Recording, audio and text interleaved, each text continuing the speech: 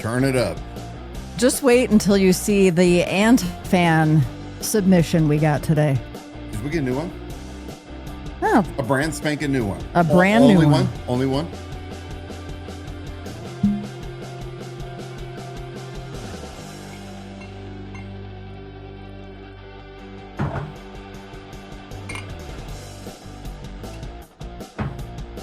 Tap this one lightly. It's 100 proof. Oh. Oh my.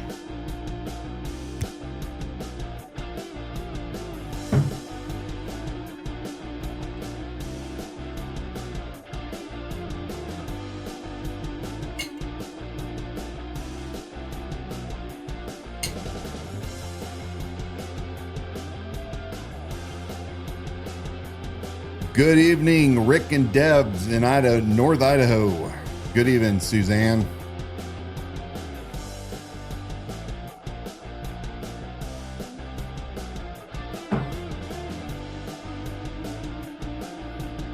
As you're logging on here, even before we start the intro, you can share this live feed to your page or profile.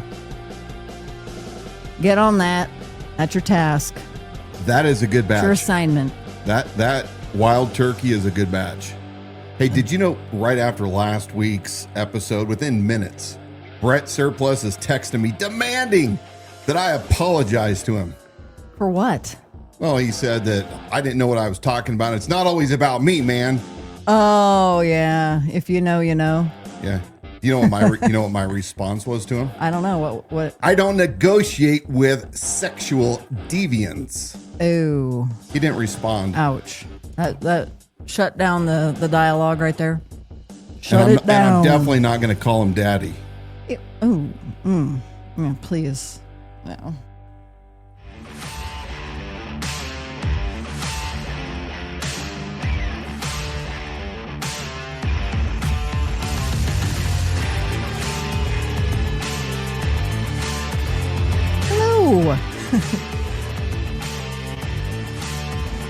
I think somebody thought your Brett Surplus comment was funny.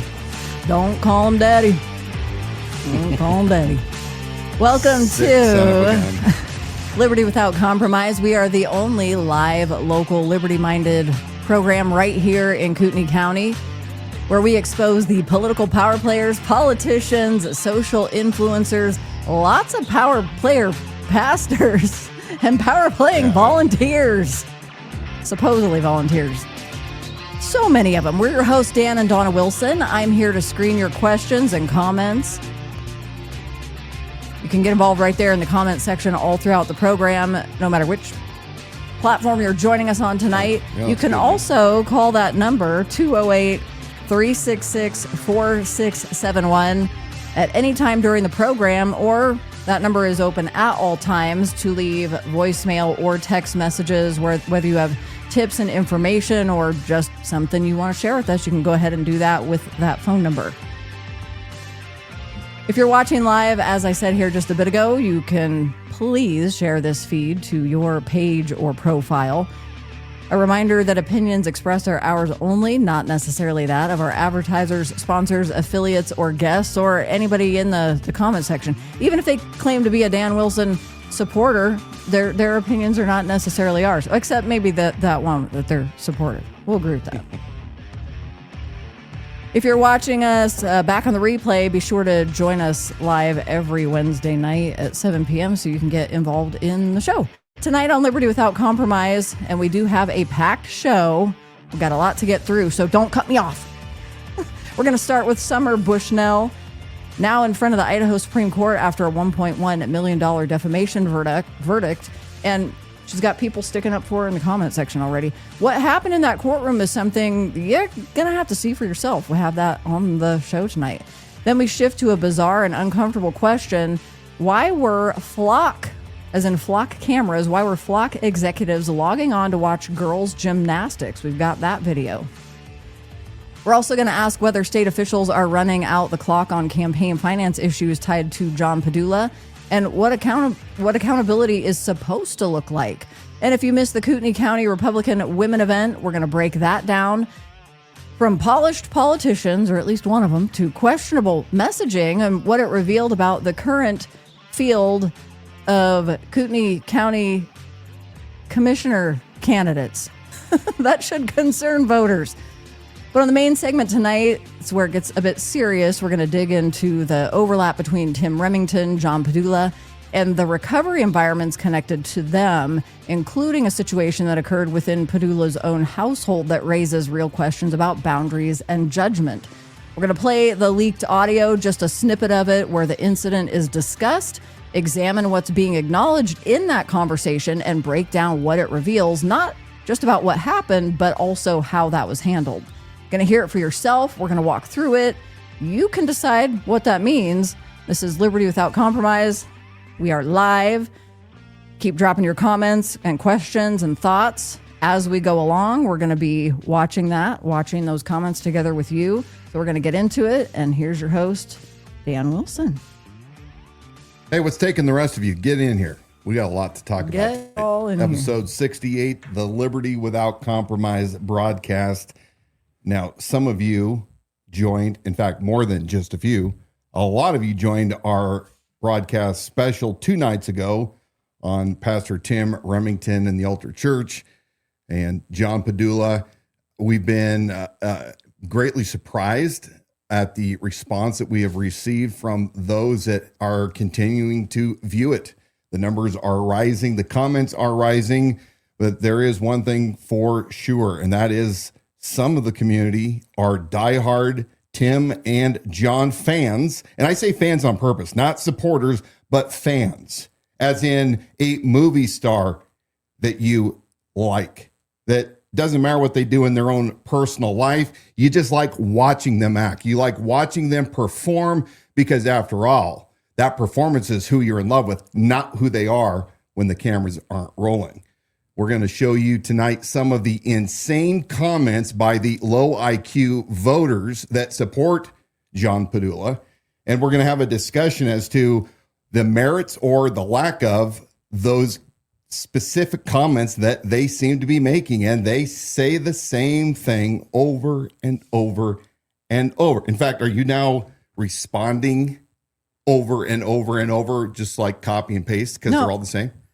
Well, I could, but a lot of them will have a slightly different twist, and it really gives us an opportunity to respond with a different highlight and ask questions back. And when people are at least taking the time to put some sort of a cogent argument into the comment section, we're open for that, and it's open for debate, and we do want to hear that. There was a Franny McDo or somebody, I just now forgot her name, but who was just started spamming our comment section today. She's clearly very upset, running to the defense of Tim Remington and John Padula.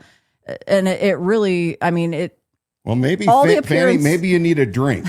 Fanny, wait. I guess I can't say that. She's at the altar. Sorry. Probably not funny.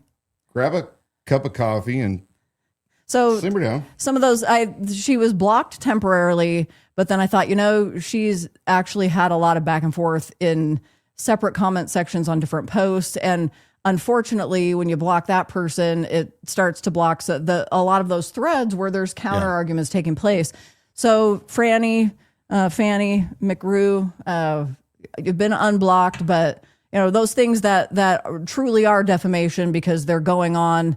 And the different people challenge us and say, well, all you're doing is lying and defaming about people. Well, one huge difference is she's putting screenshots of things that are in fact lies and things that we've put a lot of effort into and they're easily disprovable. And we've already done that. Let me ask, what? No, you first. It was a transition, so go for it. Do you think that these people that come out and continually say, you bring no receipts, it's all lies. Do you think they really believe that, or are they that low IQ that they just don't check? Who do you think these people are? I think it's a combination of both. I think there are ones that know exactly what they're doing. They are feeling very threatened, and so they do it just to, hey, if we put it out there enough time. They're also appealing to low IQ voters and low IQ communicators who see those comments in our comment section and go, oh, okay, they never bring receipts. So, and they know what they're doing. And then there's others who are the low IQ crowd who are repeating it because they feel like, well, the truth must be on the side of this, the numbers. Like there's enough people saying that Dan Wilson never brings proof or receipts, so that must be true. And they never have not watched an episode. They really don't know. So it's both. You got both. But yeah, the smarter ones definitely manipulated the dumber ones. So which one are you? But on that, I could take a couple guesses. We had an anti-fan submission today, and they wanted to alter our title slide. I thought it was pretty funny, and so we wanted to share it. Actually, hilarious. Hold on, I gotta blow that up. I gotta see that up. Yeah. Ooh, thought that was pretty good. You look pretty damn good. It's interesting. Yeah. It's funny because even as depicted as clowns, we still look far better than people that are making these in their normal faces. So yeah, there's that. But we thank you for that. So even though you're giving us a hard time, I mean, some things all are in good fun, and I didn't think that was completely tasteless. No, it's an opinion. Actually, everyone shares with me now the whatever. What is that page? One of the parody pages. It's one of the parody pages. And they show all of the little memes and shit that they make up. Mm-hmm. Absolutely hilarious. Yeah. They are fun to... No. What? Did you say something? Mm-hmm. Did I just misunderstand? What? I said yeah. Oh, okay. I thought you said something I didn't catch. I like sitting down with you at nighttime and looking at them while we're smoking cigars. They're pretty funny. And there's those that know... They're like, you guys should probably stop doing this about the Wilsons because they're probably oddly complimented that you're spending so much time on them. But I figured. I think they're hilarious. Yeah, they're pretty funny. I really like the one about the book, the little Dan Wilson shopping for his. Yeah, that is kind of cute. Yeah, it was cute. All right. Even that was cute. Summer Bushnell. Let's talk about Summer. Now, I want my friends out there who can continually, whenever I bring up Summer, come to her defense, and you just got to keep trying to convince me how great Summer is.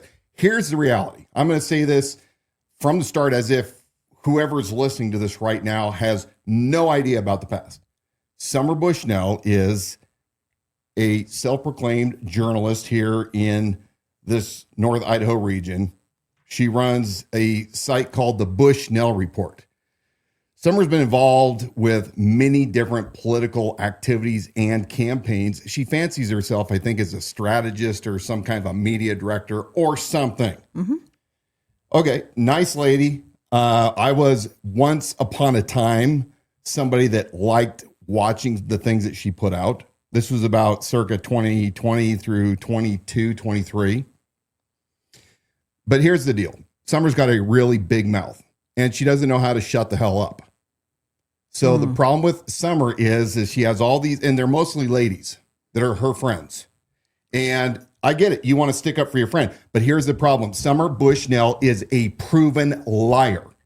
She is someone that has been proven a liar in court. And let me break it down very, very clearly.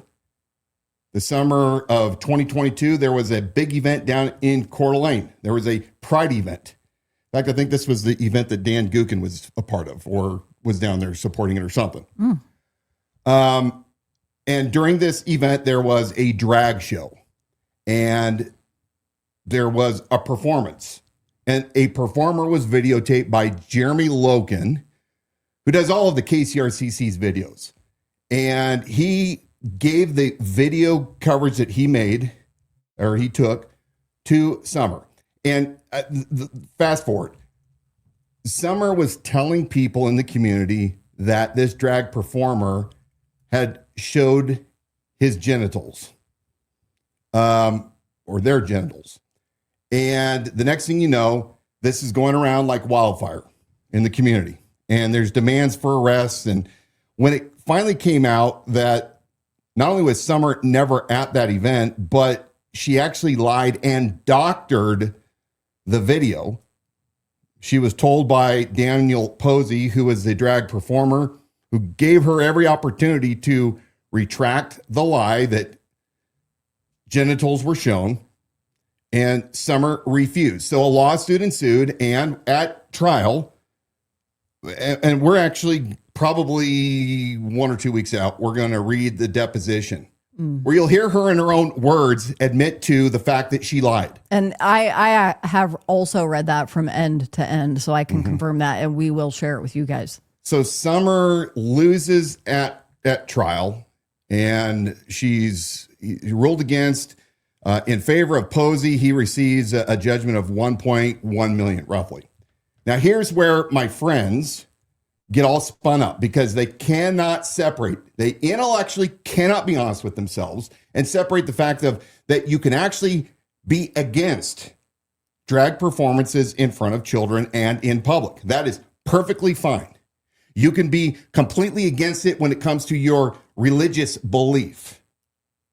But what you cannot do is, and especially if you call yourself a Christian, which Summer does, if you're going to call yourself a Christian and a conservative, you do not have the right to fabricate and lie and make things up about somebody and defame them. Our laws in Idaho do not allow that. So I have heard the arguments, well, it was unfortunate because Summer, when it was at trial, the jury was told not to take into consideration Christianity or that they were anti-gay or something like that. And I'm going, yeah, because it was a defamation lawsuit. Summer lied and fabricated a video. It was proven in court. She even admitted to it in order to whip up the public. It has nothing to do with the morality part of drag shows or homosexuality or transgenderism, any of that. And the jury appropriately awarded the damages to Posey. Summer could have avoided that if she would have shut her mouth. Now, as a result, she lost her case and has now this $1.1 million judgment. And Summer decides now that she had to appeal it to the Supreme Court here in Idaho. So let's take a look at this first video. You guys can see how well that went. She decided to represent herself. I don't think it went too well. Take a look. The Idaho Supreme Court traveling to North Idaho to hear several cases. Today, they stopped in Lewiston. Sanders Kennedy has the details. Today, the Idaho Supreme Court heard 2 cases at the Nez Perce County Courthouse. The first and most notable was a Kootenai defamation case, Posey versus Bushnell. The case centers on Summer Bushnell's appeal after a jury found her liable for defaming performer Eric Posey. According to court documents, in June 2022, Posey performed at a public drag show in Coeur d'Alene City Park. Bushnell did not attend but posted a video online claiming he exposed himself, using an edited version of the area blurred. The video sparked a harassment campaign and Posey sued. A jury awarded him over $900,000 in damages and $250,000 in punitive damages. Bushnell, representing herself at the appeal, argued that the trial court made multiple legal errors and argued against having to pay punitive damages. Rather than suggesting that fairness requires setting aside religious belief, and without that foundation, in my opinion, punitive damages cannot stand. Justice Gregory Moeller pressed Bushnell on why she believes the facts of the case aren't serious enough to warrant punitive damages, saying she wasn't given specific reasons. Trying to get you to be specific, and very much like your briefing, it's non-specific. It's a lot of word salad that's not really saying anything. Bushnell said there was no malice behind her actions. Wendy Wilson, representing Posey, then took the podium, arguing that there was enough evidence to support punitive damages. Not only was the statement false itself, but there was the video that blurred over Mr. Posey's crotch area to suggest that if you took the blurring away, what you would see were his genitals. And that wasn't true at all. At one point, Bushnell's husband, who was sitting in the audience, stood up and asked if he could speak. Please, permission to address the court. No, it's denied. One key issue for the justices was their concerns over Bushnell citing false cases and laws in her brief. Bushnell said she believed she had been instructed not to bring additional cited laws and cases into today's hearing. So I was focused. Law, not specific law at all. false law that didn't even exist. I can't help but think that maybe in preparing briefing and that maybe you used an AI resource. There are numerous citations that are just, and I'm going to use the word fake, they just don't exist. I'm not sure of the irony of this, if it's dawned upon you. Trials are quests for truth. This is a case that's about allegedly telling lies about someone to hurt their reputation. And then you file documents that are filled with untruths. Bushnell said it wasn't her intent to provide false information. The justices and judge will review the case and write an opinion which will be released later this year. Reporting in Lewiston, I'm Sanders Kennedy, KCRW News. So it didn't go very well for Summer. Number one, it's probably never advisable if you don't have background in law to represent yourself before the Supreme Court. And probably not a good idea to have your husband try to get up and talk in the middle. That was embarrassing. It was rough. rough. And lastly, apparently you shouldn't use AI to cite case law for cases, as the justices just said, do not exist. What a debacle. Comes back down to, I see this comment right now by Nicholas Logsdon. Summer is a great person. She may be a great person, whatever your definition of great person is. But she also is a proven liar in court. And as a conservative, if you stand as somebody that calls himself a Christian, if you stand for fabricating lies and evidence to defame somebody, shame on you. You're not principled. And the award for the damages is, from everything I can tell, appropriate. If you don't like that, spare me. Don't even bother sending me a text message about it, because I know many of you are going to. Stick it in your ear. I'm not going to budge on this. You either stand on your principles or you don't. That's what's supposed to separate us from them. So we're going to be watching this, and I think probably in the next, like I said, week or two, we'll go ahead. Those of you that defend her, you need to listen to her deposition. She admits in her deposition to lying and fabricating. So quit being a fanboy. Call out wrong when it's wrong. Support her as your friend. I mean, we all got idiot friends that do things that, you know, you're like, oh, I'm still your friend. You're an idiot, but I'm still your friend. But quit propping her up and supporting her extremely poor choice that she made, along with Jeremy Loken. That guy is in the middle of constant controversies as well. A couple things that draw perfect clarity to this is it's obvious in the deposition when we bring that forward to you guys. Dan and I have read it top to bottom, but it is obvious that she lied. She was caught in lies. Through that, it was actually a very good deposition. Now, and so it was fascinating to read that, because the line of questioning, it was perfection in terms of being able to draw out the truth. So it wasn't even me going into it for or against. It was just expertly done in drawing to draw out the truth. And then the other thing that's floating around out there, because you have people that have been longtime supporters of Summer Bushnell, and for one of you specifically, it's you see the video clip that had the blurred portion, which, as you heard the Posey's attorney saying in that news clip, that the video that was circulating had an intentionally placed blurred portion, which would lead you to believe that if that blurred portion wasn't there, you're going to see genitals. Well, I have since through searches, because when I asked friends who were supporting Summer, her friends, who we just couldn't get past that fact. Like, so was there something behind the blur? Was there something to see?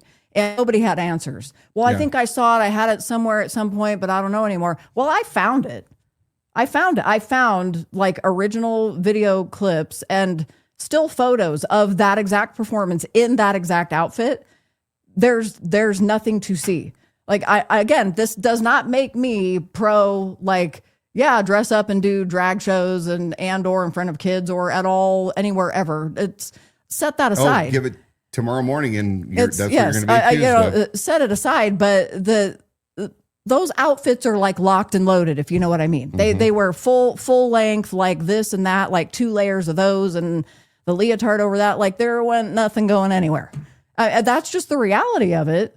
And so it gets more fascinating just knowing those two simple facts. You got the deposition where she has to admit what she was doing, and then you hear in this news clip saying, "Well, it wasn't malicious." I mean, is that her final argument? Like, okay, it didn't really happen, but I wasn't malicious. I mean, obviously we weren't there to hear it, so I don't know. But from that clip, at least that's what it.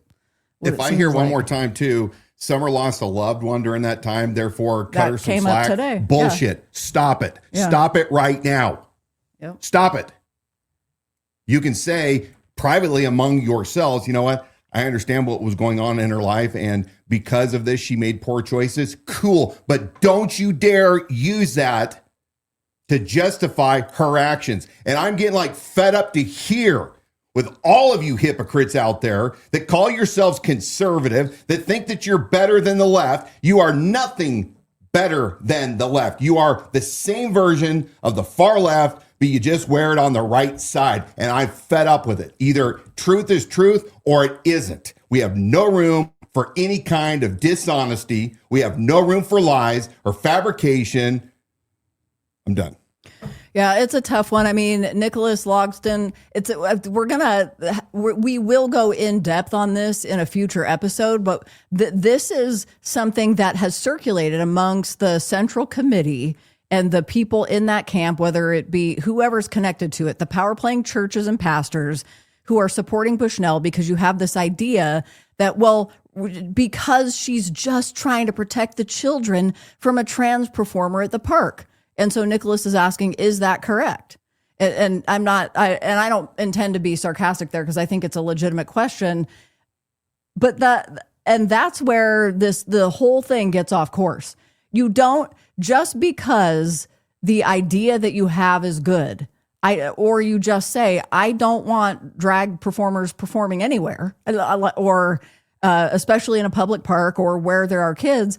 Okay, we can maybe agree on that, but you don't make up false evidence in order to prove that something happened that didn't happen because that's the whole the ends justify the means argument. Right. That's you just don't. Last thing on Summer. Yeah. It has been told to us that she is working for John Padula in his campaign. How fitting.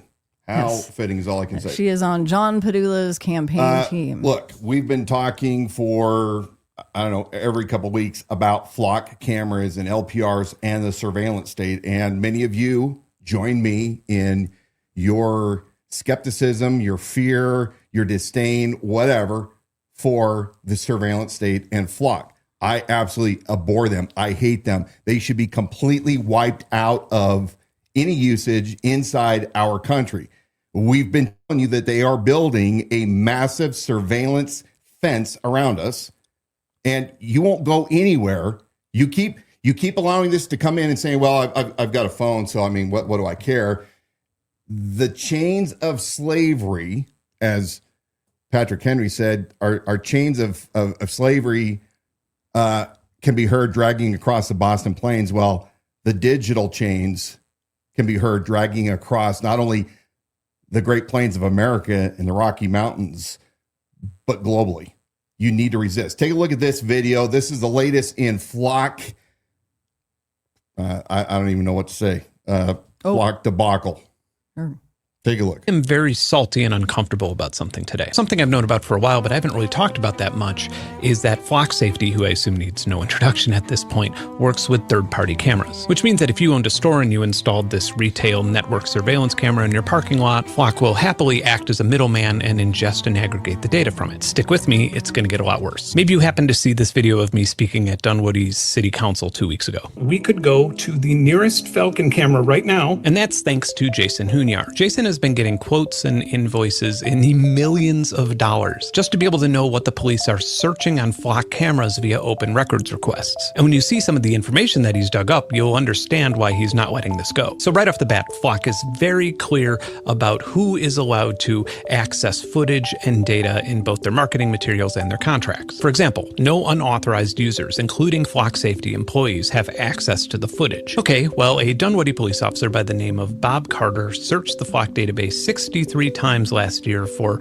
all sorts of things like person on skateboard or yellow truck. But the problem is, Bob isn't a Dunwoody police officer. He's not a police officer at all. He's Flock's VP of Business Development, and also a registered lobbyist. Also, according to public records, on September 30th of last year, this same Flock safety employee logged on and accessed a camera in the gymnastics room of the MJCC in Dunwoody. And as it would turn out, Bob is not the only Flock employee that accessed these gym's cameras. Randy Gluck is also in the audit accessing these cameras on 3 separate occasions on 3 separate days. Between Flock employees, police officers, and names that I can't trace back to either organization, you can see the combined hours of these people watching strangers and children through this facility's cameras, including, but certainly not limited to, the pool, the Fitline studio, and the preschool daycare areas. And the bigger issue is that what we know is just a tiny fraction. The network is not adequately auditing who is accessing these systems and what they're doing with them. So let me ask you something. Are you okay with Flock employees or police officers or God knows who else remotely watching your children practice gymnastics? Or watching your family members stretching or running on a treadmill? Will someone please explain to me how the fuck this makes anyone safer? I can't believe that this is an argument that I have to say out loud, but children have the right to practice a fucking cartwheel without the police or some dudes at a tech company watching them. Jason Hunyar, thank you for volunteering so much of your time and money in fighting this. I look forward to seeing your statement at next week's City Council meeting. So to my law enforcement friends who are still upset with me because I have said under no circumstances should Flock be used for any reason, doesn't matter whether or not the patrolmen at the local level have integrity, as our friend Ben Jordan has just stated and shown, Flock executives are just a small fraction of those that have been accessing cameras and watching your kids, watching you in your intimate settings, wherever there is a camera that is tied in with Flock. There is no auditing that's taking place. The voyeurs are out in full stream. So I can't believe anybody at this point would defend Flock for any reason, especially law enforcement. It blows my mind. You guys of all people should be the ones ready to defend and uphold the Constitution as you swore your oath like I did. And if you can't see that you are aiding and abetting by the fact that you've been sold on what a great tool it is, and by the way, it is a great tool, especially for law enforcement. We've talked about that. I'm not going to argue with you, but we do not trade our dangerous liberty for this certain security. We're going to be talking a lot more about Flock cameras and something called Beehive out of Utah next week. When you find out the fact that there are programs now that the government and private sector have that can trace even burner phones and figure out who you are because of what they call cross-pollination, you probably won't sleep well at night. Coming up in the program, we've got an audio clip that we're pulling out of that special presentation with leaked audio from Pastor Tim Remington. It's something that could have very easily been missed in that episode when we released it, because there was a lot there to walk through, to listen to understand, and to break down. And we are pulling that out to focus on this one specific piece in regard to John Padula when his Padula's name was mentioned in that leaked audio. So that's coming up a little bit later. And then also we're going to be showing you who our candidates for Kootenai County Commissioner are and talk a little bit more about that. First, we want to get to John Padula receiving campaign donations, and there's some misconduct as far as campaign finance goes. Looks like it hasn't been dealt with.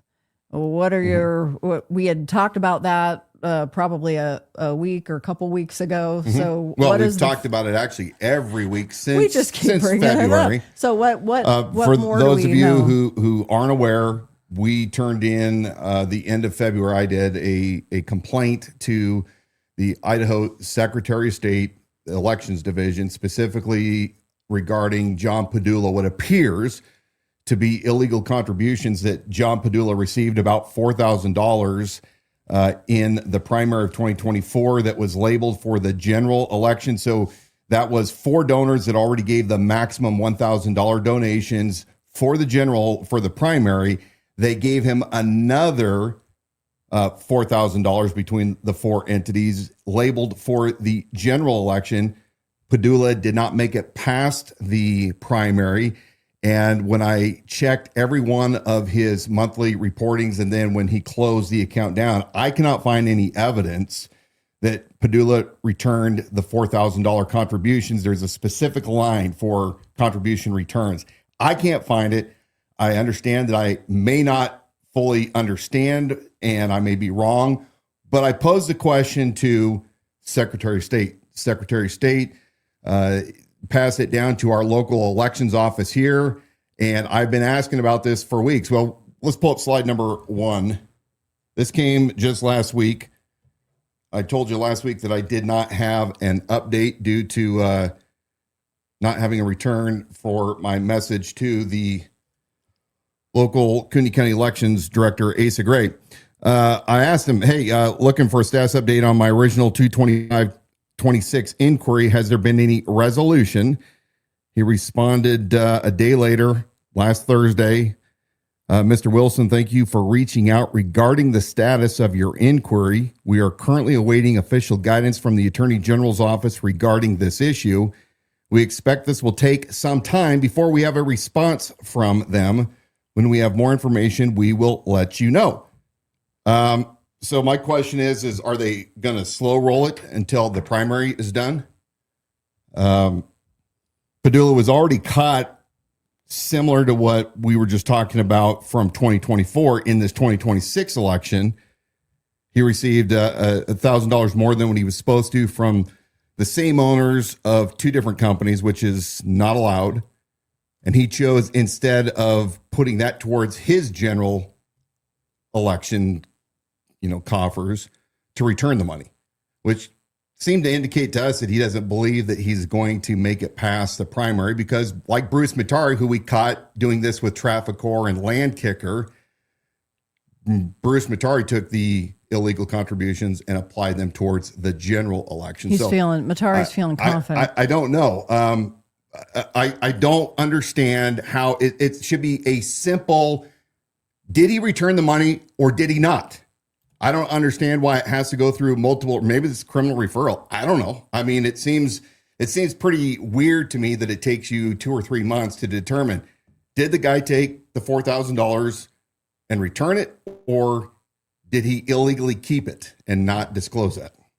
I think what I'm observing is that you have a lot of inappropriate, if not, I don't know if it's illegal activity when there's a campaign violation. Is that legal? Well, illegal? I mean, there are sunshine laws. They're laws, so it would be against the law. They're not suggestions. What it seems like the pattern is that there's a lot of these sorts of mistakes, and perhaps you have candidates that are banking on people aren't really monitoring this stuff, and most people don't know the rules anyway. So you can kind of go whoops and apologize and return things back or shift them around if somebody mentions it.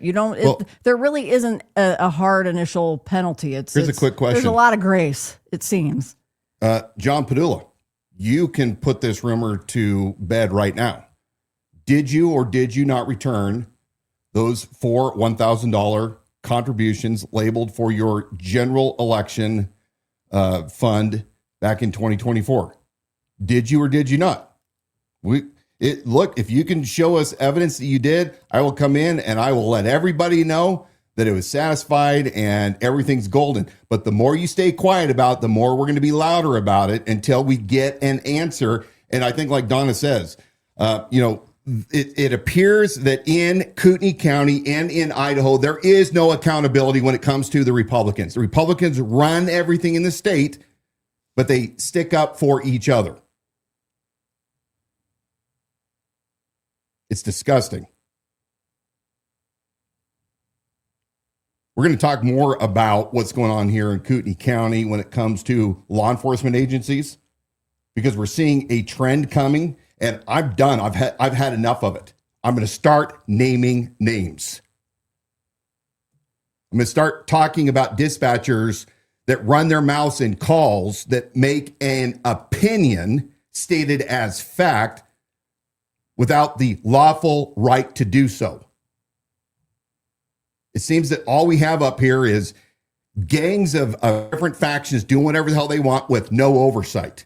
And tell me the last time. I mean, Brett Reagan fined $1,000 during the 2024 election for illegal contributions. He paid $1,000. That was good. That was something. But there seems to be zero accountability up here. And if you are okay with that, just remember what you're okay with right now will eventually come back to bite you if you don't stand for the rule of law. And that applies across the board. In fact, I'm going to go right back down to Logsden's comment. Logsden, when you come back after you've studied the Constitution and you understand the difference between the United States Constitution and the Bill of Rights and whatever your religious, whatever your personally held beliefs are, and you understand where that line is, then we'll have a conversation. But I'm not going to talk with an imbecile that I've continually stated over and over what the problem is, and you're still going to come back there and say, well, this is my belief. Well, if that's the way our country runs, by what everybody's belief is, rather than the set standard rule of law, then we have no government, we have no country. And this is the problem I have today with all of you that call yourselves these patriots, these conservatives, whatever it is. You're unprincipled. You're like chaff in the wind. You blow whichever way the wind blows. If you hear some talking head that tells you something and you follow it, then by God, you're going to get sensationalized and you're going to follow it without engaging your brain. So maybe quit running your mouth, shut up, actually go back and read the founders, take a couple courses from Hillsdale. I'm in a spicy mood and I've had about enough of the bullshit. You've had enough. Well, I had enough of it too. And I was like, I'm trying so hard to move past this because this is an argument for Summer Bushnell lying and saying that this drag performer had genitalia hanging out, or that it was exposed, and then that there were children. The other thing that you don't realize is that the time that video footage was taken, there were no children at the front of the stage, but then the video they doctored it and actually inserted video from some other point during the day to make it seem like children were at the bottom of the stage watching this performance. That was also a lie. Nicholas, just the end of your comment, you said right or wrong in presentation to achieve the goal of protecting children. That's what it's about. So you're not going to destroy a person's reputation because they were doing their best. When you are lying and falsifying evidence, that's not doing your best. I don't lie to Dan in our relationship, intentionally lie. Because Summer admitted it. That's what came out in the deposition. I don't lie to Dan in our relationship and say, but I was doing my best. No, you're not. You're lying.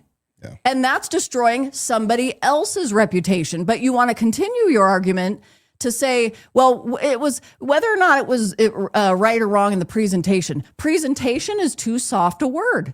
That's dumbing it down. It wasn't a presentation. No, it was an intentional lie, going through the effort of editing a video to make it look like something was there that was not, and saying that this guy had exposed body parts, and it never happened. It was flat out a lie, and Summer knew it. She knew it. Well, look, the same thing. If you're okay with doctoring evidence in order to achieve your desired outcome, are you also outraged what took place at January 6th? I'm like, you better take this where when January 6th defendants were deprived their due process. You know the guys that you call are conservative and they're right-wing patriots and all that. Do you not understand? Even look at what's going on with the pipe bomb, the January 5th pipe bomb. and what the FBI has been doing in what appears by good, credible investigative journalists have debunked the official narrative of the FBI and Kash Patel. Either you are for the rule of law or you're not. And if you're not for the rule of law, then you have no business being an American. You might as well go to any other hellhole in the world where they don't practice the rule of law. You live in a privileged place that actually has a Bill of Rights, which is not the government granting you rights. It is the limits the government can extend towards your liberty and the checks and balances of that so that you can remain a free individual. All right, we're done. We're done. I'm going to say one more thing because if that was too hard to understand, it's this. Because, Nicholas, you say to achieve the goal of protecting children, you're basically saying I can break the law and destroy somebody else's reputation if the goal is to protect the children.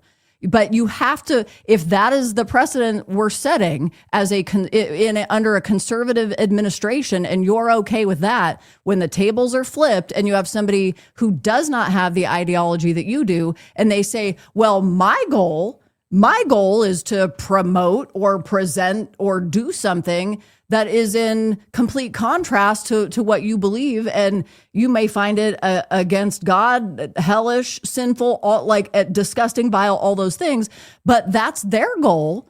And if this is the method and means that we're saying it's okay to use, because after all, it's achieving a good goal, then that's the standard you set. That's what Dan's saying is if we're deciding that the rule of law only applies when it's something you don't agree with and you want it to go away. So the rule of law can apply to that, but it doesn't matter here because the goal was good. Her intention was good.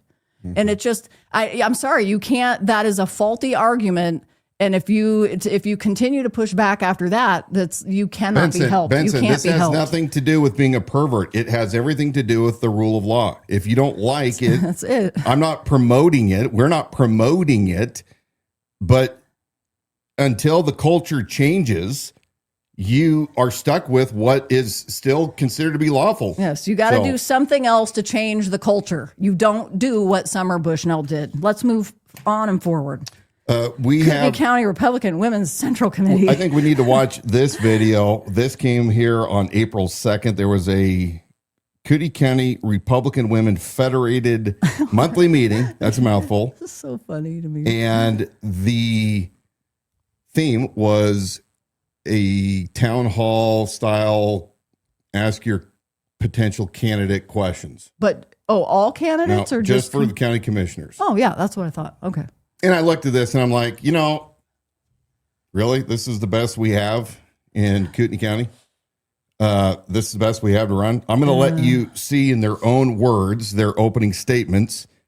We're going to give you the QR code that you can find this video and watch it in its entirety, see how they respond, because we're going to point a few things out that you should be considering as you go to the polls here in a few short weeks. So let's go ahead and start the video. We're going to stop it occasionally, but I want you to hear the opening comments by the Kootenai County Republican Central Committee Duchess, Miss Beverly Gwinnett. Okay, before I hit start, I just want to remind you we've got a snippet related to John Padula and something that was revealed in the recent leaked audio with Pastor Tim Remington, something very personal, and it's revealing, and it kind of corroborates a lot of rumors that were floating around about things very personal related to John Padula.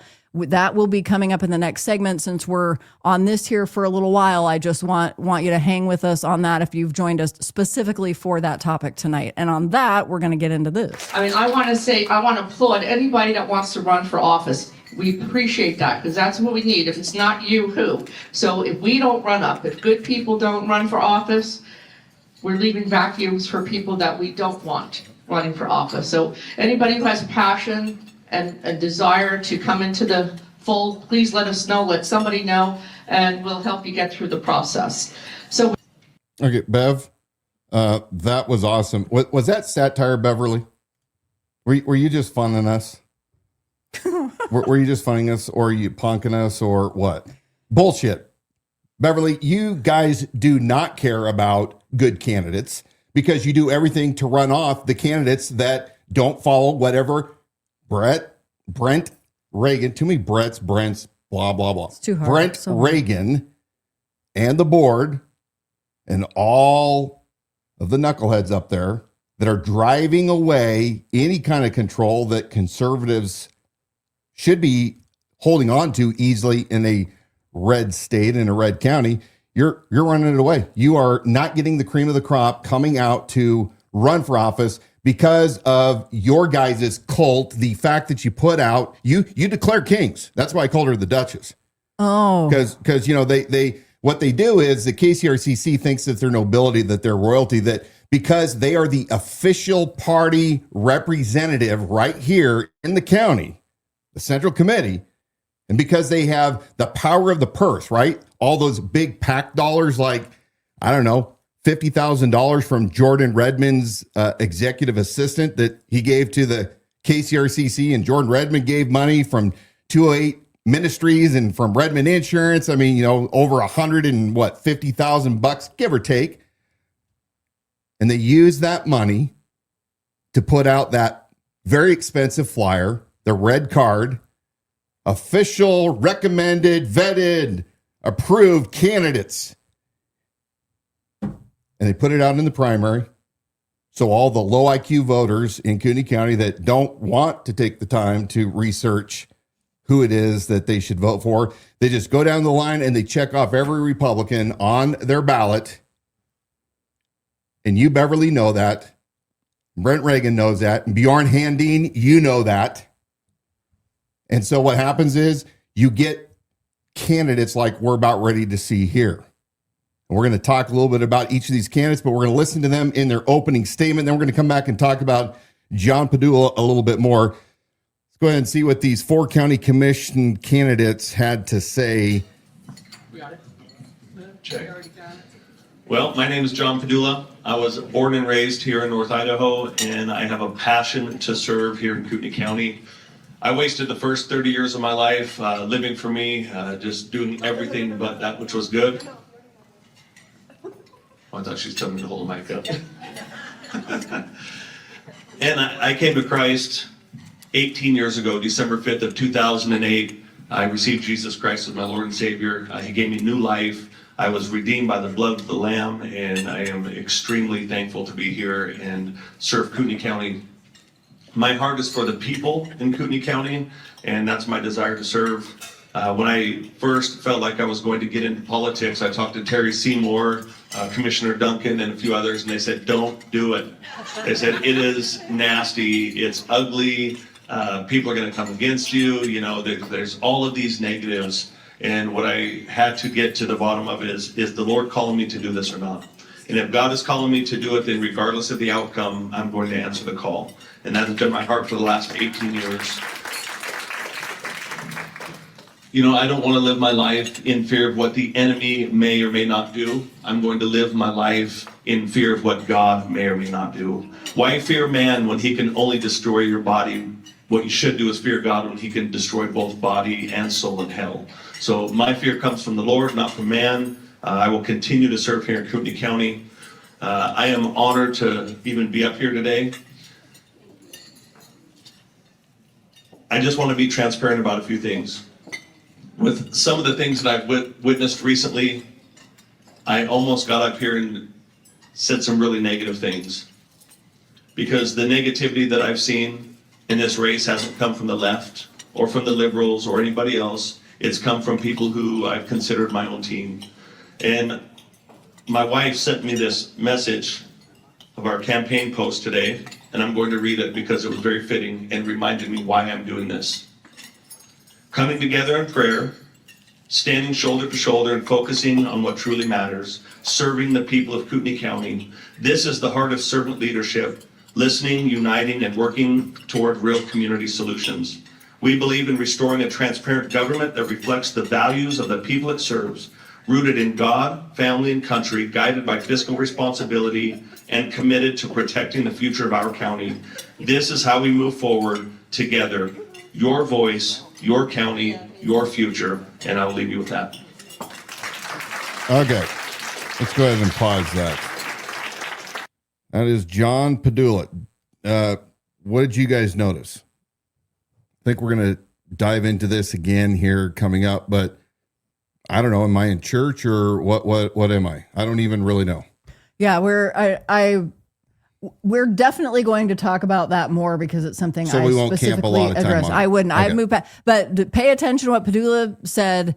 Get your thoughts put together because we're bringing that up here in a little bit when we're just delving further into things about John Padula. So bear that in mind. And I don't know if you want to continue forward. Let's continue. With it. This is the next candidate running against Padula. This is Matari's handpicked candidate from what we're told, and Matari and Carla Matari, Bruce and Carla Matari are allegedly managing Julie Hensley. So let's see what she has to say. I'm going to play the video with Julie Hensley doing her introduction, but Brooke Miller, yes, I actually have seen the video. I found it and I have it. And I can send it to you again, and I can send it to you without concern. Here's the better one. I can send it to you without concern because there's nothing showing.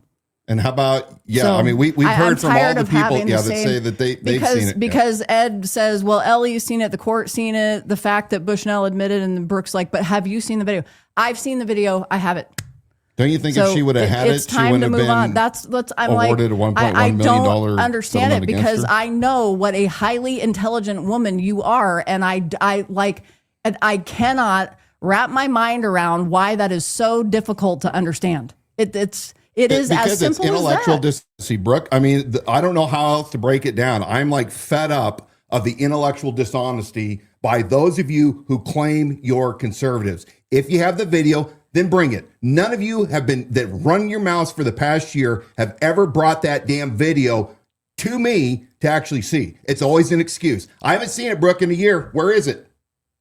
All right, play Julie. All right. Hi guys, so my name is Julie Hensley and I'm running for Kootenai County Commissioner in District 1. I first of all want to thank you all for being here today. I feel like it's really important to be able to ask questions and be able to know who's on the ballot, because this is your community and you should be able to be heard and have your questions and answers actually be listened to and know what's going on in our community. So a little bit about my personal life. I'm married. I actually married my high school sweetheart. We've been together for 21 years and have two incredible children that we homeschool. So I didn't always live in Kootenai County. In 2018, my husband and I, we made the decision to move here. And it wasn't just by coincidence. Kootenai County is a special place. It resembles what we love about our life. We're about faith, family, freedom, hard work, and enjoying the great outdoors. And Kootenai County has been a county that's been able to offer that. And I want to be able to offer that and for many generations to come. And part of how you do that is joining things like running for county commissioner. So my educational background, I graduated from the University of Texas at Arlington with my bachelor's in science and nursing. Prior to that, I actually got my associate's degree in nursing. I worked full-time while going to school full-time because my parents were very well making sure that I was financially well off, financially not going into debt. They taught me, I was very blessed to be able to be taught not to go into any unnecessary debt. So I made sure I worked full-time while going to school full-time so I didn't get into any debt. So professionally, I worked as a nurse in an emergency department for 10 years. It was actually the second busiest ER in the state of California. It really teaches you when you're working in that type of environment that you need to be able to think clearly under pressure.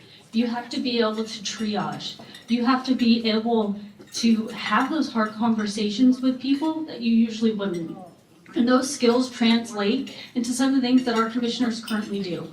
Our commissioners are currently faced on a daily basis of prioritizing, where are the resources coming from? What priorities matter most? Because in the end, that's what's going to affect our community. In the ER, we'd have two people that would come in with the same stage complaint. Let's say they came in with an allergic reaction. You've got a person that has life-threatening and needs immediate help, and then you have somebody who can wait a little bit longer. But part of that is being able to actually triage and see for yourself. So I felt like it's been very important to actually visit the people in our community. I've went and done jail tours. I've met with our current county commissioners. I've met with our assessor, our county clerk, just to make sure that I'm well versed and seeing like, hey, what are your guys' problems? And show me. Because a lot of times seeing is what actually helps you be able to make responsible choices. You know, I worked in the ER. I remember I had this infant that came in, and we have multiple different parts. We've got a clinic, and then we've got the back area. And this infant came in for a well exam with the police because their parent had just been arrested and they needed a well check before going to Child Protective Services. Well, my doc in the clinic kept trying to bring him over on the computer system, and I kept bringing this infant back. And finally, my doc comes up to me and goes, hey, I can take this kid so this officer can get out of here. And I'm like, well, unfortunately, this baby weighs 4 pounds and its umbilical is tied with a shoelace. I don't think you want this kid. He goes, you're absolutely correct. And it is one of those things that you really do need to assess things firsthand. Currently, I work in surgical services. I work part-time at Northwest Specialty Hospital in the operating room. Thank you. And a big part of that is my patients, most of them are asleep. And I have to be a voice when I'm working for those patients. My job is to advocate and be that person's voice. And as a county commissioner, I would hope to be your voice. That is a big thing I've done in my life. I've actually, policies are made. I was part of the committee that they wanted to reduce the number of visitors for our pediatrics to 1. And I'm like, that child is in their most difficult time. Those parents are in the most difficult time in their life. I said, if that was you in that room, would you abide by our policy? And everybody in the room went, no. I said, how can you build a policy that you yourself couldn't do? So that is one thing, is I'm not afraid to speak up, and I actually very much enjoy advocating for those. I'm a person of many hats, as I know many people are. My husband and I actually own a small business, but if you ask him, he's a stay-at-home mom dad. But he invented stuff, and we built a business around that. And we know how important it is for our community to support small businesses. We shouldn't be putting up roadblocks. Small businesses are the backbone to our community. We also own a lot of commercial properties. Most aren't locally, but we do own one locally here in the city of Post Falls. And we know from that how important it is to look at things over the long term. Sometimes you got to spend a little bit of money up front, so that way it's not costing you down the road. In our county, that's very important. I don't want to sit there, and we were doing this a couple of years ago with our dispatch and law enforcement. We were a training facility. We're spending $200,000 to train our law enforcement to have them leave. And in order to keep that continuity, we need to make sure that we're seeing why are these people leaving. Do we need to increase a little bit to make sure that they last? Because part of it is if people keep leaving like that, we're opening up ourselves to not only having to keep being a training facility, but liability down the road because we don't have enough people trained. So that's something that's kind of far in my background. And I just want to thank you guys again for all being here today. I do have a little sign-up sheet over there. I really want to be able to meet with people. If you're willing to host a meet and greet in that, part of it is I want to hear your guys' concern and meet your neighbors and your church friends. Thank you. Okay.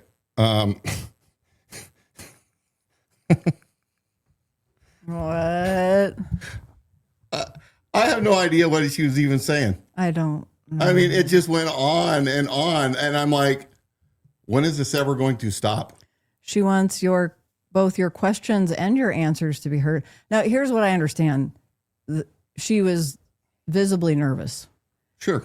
And yeah, there's the compassionate side of me that says, I don't want to critique this because does that mean that I would somehow do a better job if I was put up in front of a couple hundred women to bring forward my ideas and running for office? I wish there was a lot more polish than that. And something that was cohesive and actually I have no idea what made she sense. stands for, other than she's an RN and she has a mad stay-at-home dad, something like that. I didn't.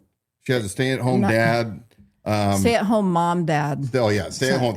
He's not mad. Mom, dad. Stay-at-home mom, dad. And they've started small business, so she knows small business is important. We shouldn't be doing things to thwart that. Shouldn't use the word thwart. But they're the backbone of the community, so she's pro small business, and it's a bonus point that they are small business owners. I didn't catch what it was her husband did, that they made invented something. And she's a nurse, and so there was all the talk about triage, and I think she was trying to use that as an analogy, but it seemed to get lost somewhere in there. And then as far as conservative values, I mean, she was trying to spit that out, saying we moved here, and it eventually came out that they also came from California, but moved here because this county was that, again, didn't use the word beacon, but it was a place with the shared values and some place that they wanted to be rather than where they came from. But I guess what I'm so tired. It's boring. It is freaking boring. There's nothing in that candidate that makes me like super confident that they can walk into that position and actually do the job. This is what I thought was funny, because people gave us, and I say us as in our campaign and you running for office, such a hard time. But it was a compliment, because I was like, you know what? If nothing else, we brought him hell, and it was the talk of the town, because it finally took something from these meetings. And I have to add this: stop hosting meetings where people have prepared to come and talk to you, and you are shoving food in your faces while they're doing it. Stop doing it. And I understand that it's bait and you need to do it to sell the meal, to pay for the room, but the clanking of the spoons, and you know that you've now got a room full of people who are not even engaged in what you're saying. And so it's impossible, because I am a live performance musician, and I know how that goes when it's just people are there, but they're not present. And the difference that makes when you're hanging on wanting to be able to communicate and interact with people, and it is destroying the energy in that room. That's a sideline. But I am so sick of it. Dan said, we are falling asleep. Just stop. It's okay to be yourself. Like, it's okay to know what it is you stand for and tell a story. Just talk. So we have the very first candidate. But faith, family, freedom. It doesn't even mean, it's so overused. It doesn't mean anything. Bruce needs to go back to campaign management school. It worked with Bob Norris in 2020. Doesn't work now. All right. Let's go ahead and play the trash man, Steve M., running against Bruce Matari. Yes. Hello, my name is Steve M., and if you're wondering where the name comes from, because I continually get asked about my last name used to be spelled Giemma, shortened it out when my great-grandfather on my dad's side came down from Canada into Spokane, shortened to EM. So I am a trash man. I work with the city of Spokane. I live in Worley, and I've lived up here almost 6 years. During that time, I can tell you this, I wanted to come up to this community and just retire, eventually just retire.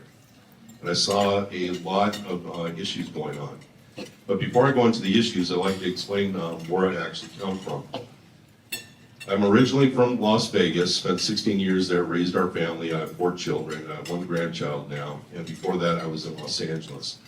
I spent a couple decades in law enforcement as a probation officer, went on to work in Clark County as a backup to child sex abuse investigators, and then went on and closed out my career as a law enforcement officer with the state of Nevada as an investigator. After I moved on from that, I eventually made the decision to become a truck driver, of all things. Spent time on the road, drove my wife up the wall, because I was gone quite a bit. Hung that up, and then moved on, and we eventually found our way up here, leaving Las Vegas, because it was just becoming a place of that you couldn't raise a family or even live. It's just becoming too violent. So coming up here, I've been asked lately, why aren't you running? Well, I've seen issues up here that a lot of people haven't seen, and 4 years ago, I actually got a chance to attend some meetings with Mr. Matari and Bob Norris. because my dad was an LA County Sheriff too. Spent approximately 45 years as an LA County Sheriff. He rose up to commander, and he was also a businessman. So coming up here, and when I actually wanted to get to know what Mr. Mutari was all about, because he was running, I remember seeing him at Elmer's, and thought it was pretty interesting that he said, basically, before this, I was never a politician. I'm like, interesting, because a lot of people come from political backgrounds. I'm like, okay. And I think Mr. Mutari actually got my vote on that too. So, but now, the issues that I see in this community, other than the human trafficking, which is pretty prevalent, on the lake, that'll be starting up soon. I mean, I have full faith in our law enforcement up here, but some of the other things too that I had seen, and actually called upon my contacts in Los Angeles about. There were 4 captains from the Mexican Mafia that made residency here for approximately 9 months before they moved over to Spokane. And I even asked deputies about what was going on, and it raised a lot of concern to me. So that's why I'm here. I feel that I can just represent the constituents in my district, both native and non-native. I get out there, I talk to people, I find out about the problems they're incurring every day. A lot of them are blue-collar workers such as myself. And I just believe in transparency. You know, I was a community worker for a couple decades. I was out in the community all the time. I was never at my office, and just making contacts, checking in on people. Education is a priority to me.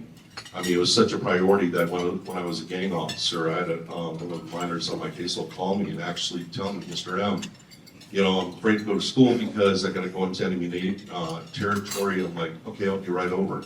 I picked them up, took them to school, and I picked them up after school. And that's just how I'm just a down-to-earth person. I'm human, I make mistakes, just like everybody else, but, I truly believe that I can serve constituents in my district, both native and non-native, and, I'm asking for your vote. Thank you. Okay, that was the trash man Steve M, complete in his trash man uniform for the city of Spokane.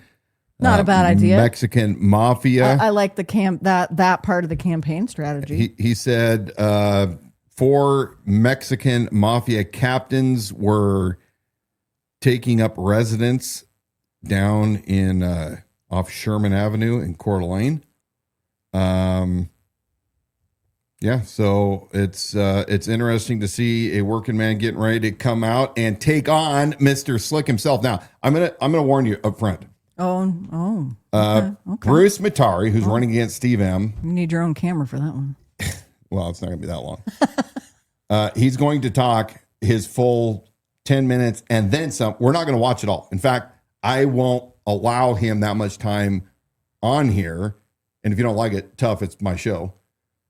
We'll let you listen to the basics of what he's getting at. You already know my opinion on him. He should absolutely not be the county commissioner at all. He's the only county commissioner right now until probably John Padula, if John Padula wins. The Bob Norris has given a special deputization. They fraternize and work together closely. You never see Bob and Bruce not together, not close by at all sorts of different county meetings and Las Vegas trips, all of it. So go ahead. We'll let Bruce run his mouth for a couple minutes. You can tell who the real slick politician is. Yeah. Tell me if you agree. You're going to see it. But one last comment. James Harbin, you're a man after my own heart, because James wants to know what's with all the clanking dishes. You got a point there. Don't get her started. We're just moving on. Thank you all for coming out today. It's so nice to see so many faces that I recognize here. 4 years ago, I was running for this office, and boy, can I tell you, I've learned a lot about it since then. I think one of the things that sometimes is hard is to understand exactly what a county commissioner does, right? So let's just run through a quick list on that. First one is that we're a policymaker. We're part of a policymaking board, and we set policy. And that's very important. With good policy, it addresses a variety of different situations. What you don't want is policy that becomes arbitrary, that works for some groups but not for others. We deal with HR issues. Believe it or not, in the beginning, we had a lot of HR issues. They were legacy issues that came before us, but they also cost the county a lot of money. Now, my background is in business, and I started my business. I took the first order on the desk that I studied on in high school, and within 4 years, I had it to about just under 200 employees and full-time equivalents. And the reality is that you learn a lot when you're building a business. One of those things is building good policy. The second is your HR manual, because you have a lot of employees and things like that. And so those experiences in business really kind of fit like a hand in glove when it came to being a county commissioner. Land use decisions, that's another one of those areas that the county commissioner deals with. Writing ordinance, which is basically county law. You want to have good ordinance in place. And then review and enter contracts. And of course, the money part, the budget. That's the big one. And that's one of the things that I think is most important and undervalued as being a county commissioner. Understanding cash flow, understanding where your money is coming from, understanding your expense structure, and where you can actually cut expenses, and where sometimes you actually want to increase your expenses. And I'll give you an example of that. When I first came in as your county commissioner, our sheriff's deputies were earning $11,000 less per year on day one than Coeur d'Alene police. Now, you don't have to be a rocket scientist to figure out that if you're going to start your career off and you want to apply for a job, which one are you going to apply for? The one that pays $11,000 more or less, right? And then after 5 years, that same sheriff's deputy would be earning $22,000 less. And that equals about an extra $100,000 in. All right, get him off. I can't stand him anymore. Stop him.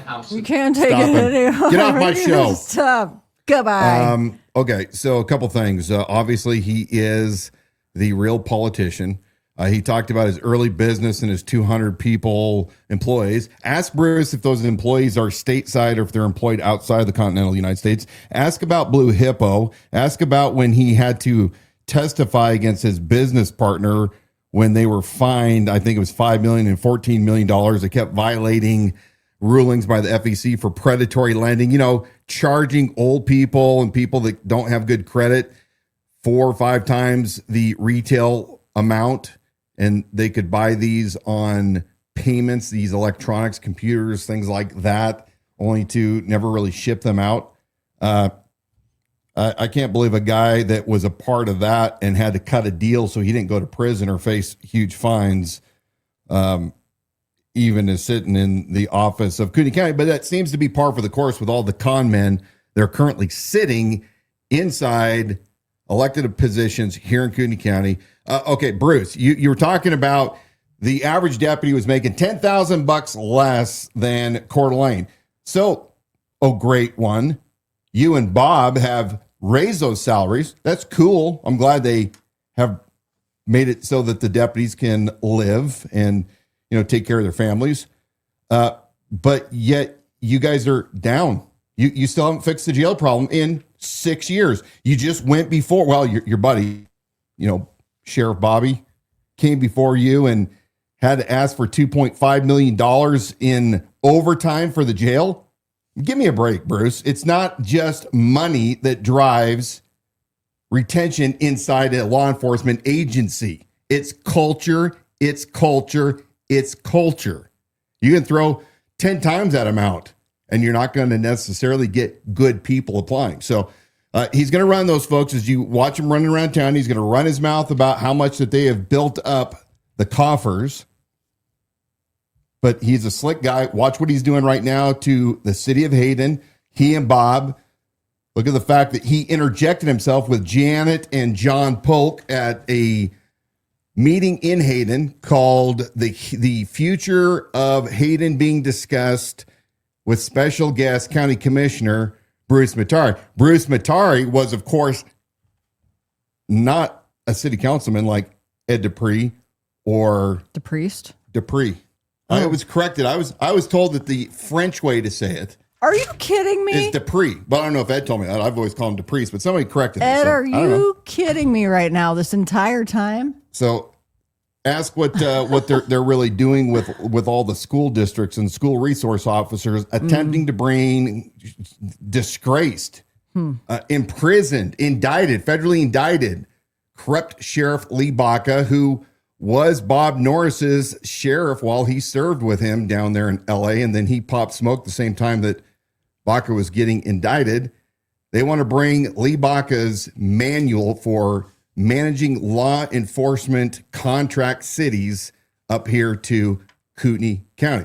So beware the slick politicians. Now, out of them, Padula, absolutely. I would, here's my personal opinion. I'm not giving any endorsement, but I am going to make a disclaimer. Or shall I say a comment, rather. Mm-hmm. Because of what I know about John Padula, and we're going to talk more about that in a couple of minutes. Untruthfulness, given the opportunity to correct the record, did not double down on it. He is a liar, and he's the worst kind of liar because he continued the lie even when confronted. He did not do the biblical thing, which is correct his ways. He doubled down. Mm-hmm. Seems like but we've been with up all against of that the a lot. other crap that we're talking about going on from his immoral, I wouldn't even say past. I would absolutely not have him in that office in any way, shape, or form. Not that I'm in love with Julie Hensley by any stretch. I think she's boring. I think she's inexperienced. She's a protege of Matari. But at least Matari's honest with his beliefs. He doesn't run around pretending that he's a God-fearing man. Doesn't throw the Bible around. I mean, Bruce is, among many things, at least he's not using religion as a crutch while doing bad things. So that's what I'll say on it. And Bruce Matari should not be in that seat, period. Turns out Ed DePriest is DePriest with a T. Oh, my goodness. Absolutely, 100%. I wanted to do that. Well, there I go. Here I thought I was kind of being French. I thought I'd finally learned to say a French word, Ed, and now you blew my bubble. Parlez-vous français? Say what? Are we moving forward? Are we continuing? I don't want to. Let's just continue. So we didn't go much into when John Padula made his introduction in that Kootenai County Women's Federated luncheon with the clanking dishes, the clanking silverware against the plates that was grating on all of our nerves.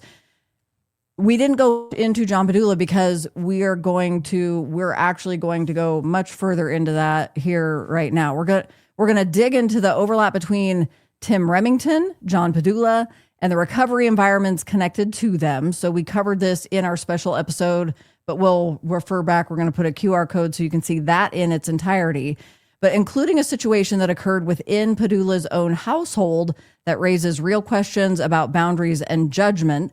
We're going to play a small portion of that leaked audio where that incident is discussed.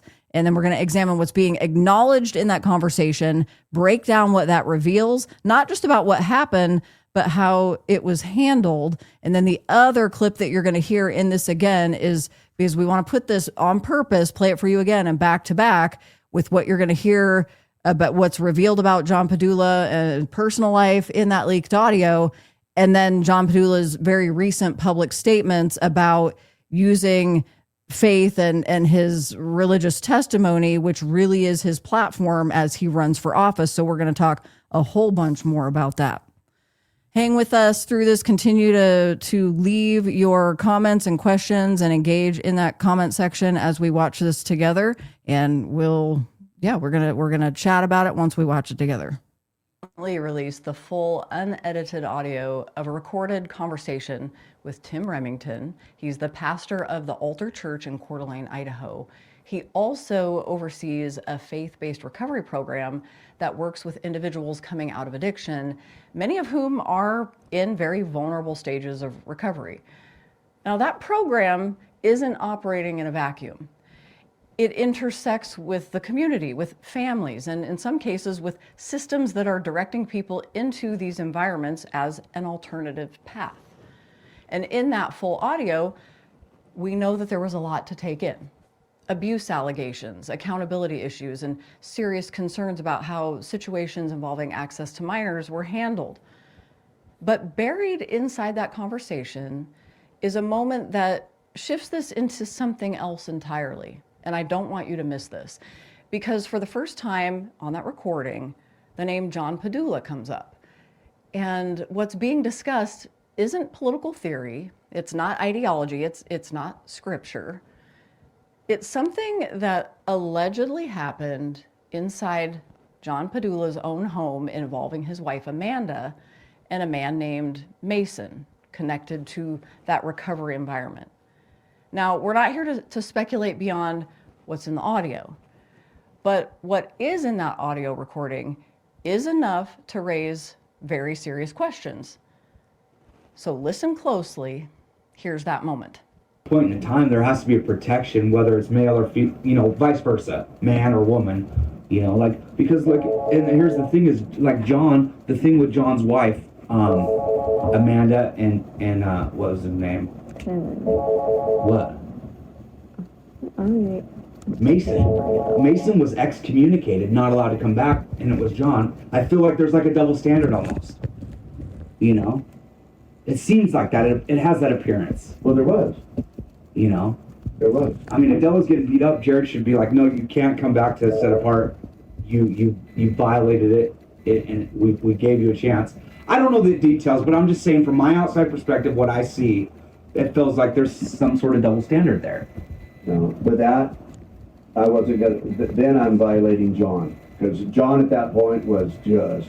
I almost lost John. Right, and it wasn't just Amanda. I almost lost John. So I wasn't gonna do anything that was gonna mess with John at that point. So and I understand that, and I don't know the myths. I don't know the intricate details. I only know what I've been told, what I see, and what I hear.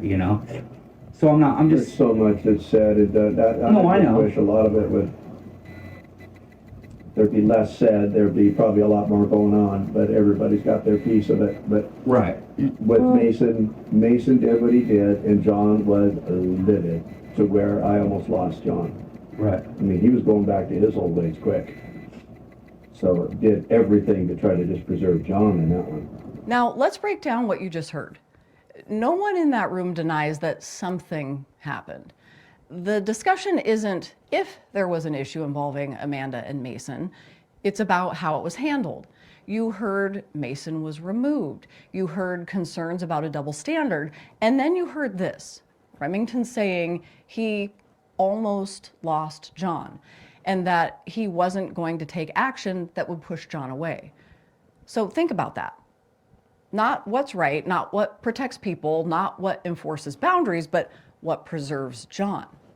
And then even more telling, he says John was at risk of going back to his, quote, old ways. So now the question becomes, what was happening in that environment that created a situation serious enough to trigger that kind of response from John Padula?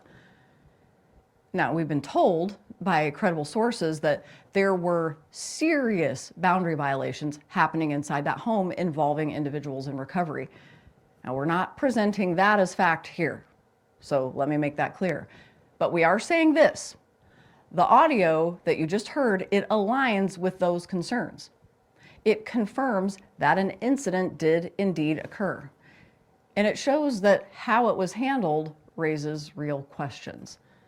Now here's where this becomes even more important, because just days ago, John Padula sat on a panel along with other candidates for Kootenai County Commissioner in front of voters, reading scripture, talking about leadership, and dismissing what he calls negativity online. So we're going to play that next clip for you. And as you watch it, keep this in mind. What's being said publicly versus what's really going on behind closed doors. I was born and raised here in North Idaho, and I have a passion to serve here in Kootenai County. I wasted the first 30 years of my life living for me, just doing everything but that which was good. I thought she was telling me to hold the mic up. And I came to Christ 18 years ago, December 5th of 2008. I received Jesus Christ as my Lord and Savior. He gave me new life. I was redeemed by the blood of the Lamb, and I am extremely thankful to be here and serve Kootenai County. My heart is for the people in Kootenai County, and that's my desire to serve. When I first felt like I was going to get into politics, I talked to Terry Seymour, Commissioner Duncan, and a few others, and they said, don't do it. They said, it is nasty, it's ugly, people are going to come against you, you know, there's all of these negatives. And what I had to get to the bottom of it is the Lord calling me to do this or not? And if God is calling me to do it, then regardless of the outcome, I'm going to answer the call. And that has been my heart for the last 18 years. You know, I don't want to live my life in fear of what the enemy may or may not do. I'm going to live my life in fear of what God may or may not do. Why fear man when he can only destroy your body? What you should do is fear God when he can destroy both body and soul in hell. So my fear comes from the Lord, not from man. I will continue to serve here in Kootenai County. I am honored to even be up here today. I just want to be transparent about a few things. With some of the things that I've witnessed recently, I almost got up here and said some really negative things. Because the negativity that I've seen in this race hasn't come from the left or from the liberals or anybody else. It's come from people who I've considered my own team. And my wife sent me this message of our campaign post today, and I'm going to read it because it was very fitting and reminded me why I'm doing this.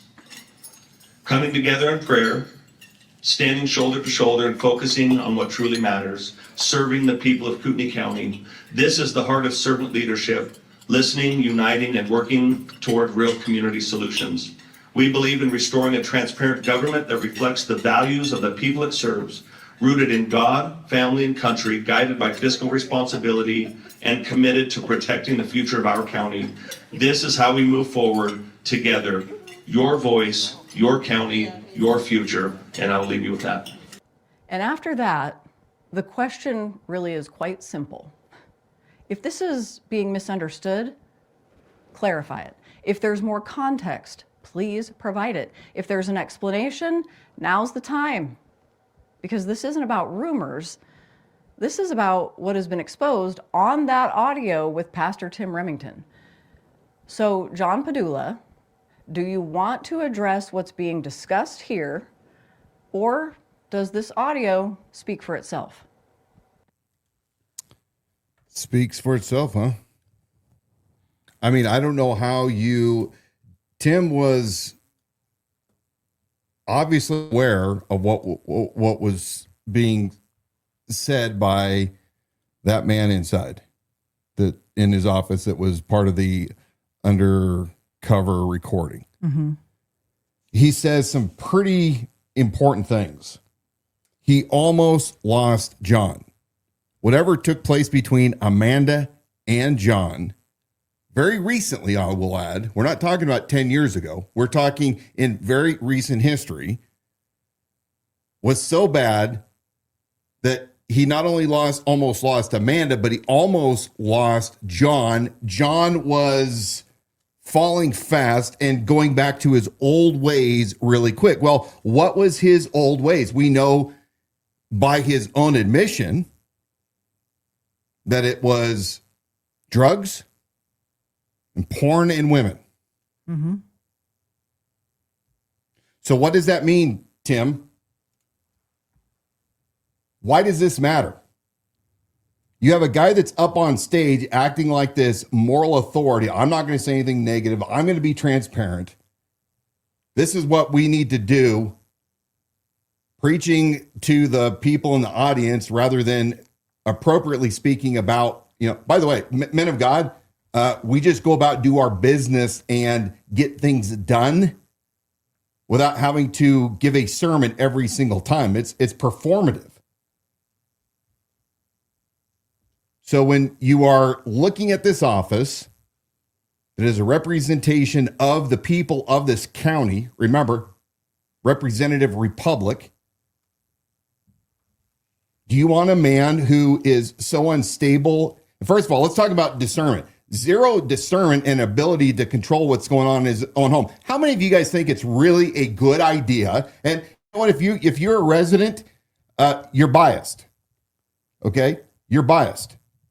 The rest of those of us out there that don't have substance abuse issues, how many of you out there think it's a good idea to have drug addicts, those recovering inside your residence with females, by the way, because it wasn't that long ago that it was mixed, men and women, and have no barrier of separation between your living quarters with your direct family, the one biblically that you're first commanded to take care of before anybody else? And yet you allow this behavior, this interaction, this temptation that your wife obviously partook in. You have zero discernment. And we're going to talk here just a second about how much less discernment you have when it came to the minors living in your house that were abused by another Good Samaritan or set apart discipleship, whoever he was. It's all intermixed together. That abused two minors inside your residence, John, and then that person was recently convicted. This is a grown-up position, not somebody that was a career criminal by your own admission, somebody that has, do we have that one video that we played last week? Let's listen to John in his own words say what he was. We have it. It's the Padula video. While you're looking it up, Padula has stated that not only was he a drug addict for 17 years, he also manufactured it and he dealt it. And he also abused women. He thought of them as objects. He had slept with close to 1,000 women in a span of 15 to 20 years.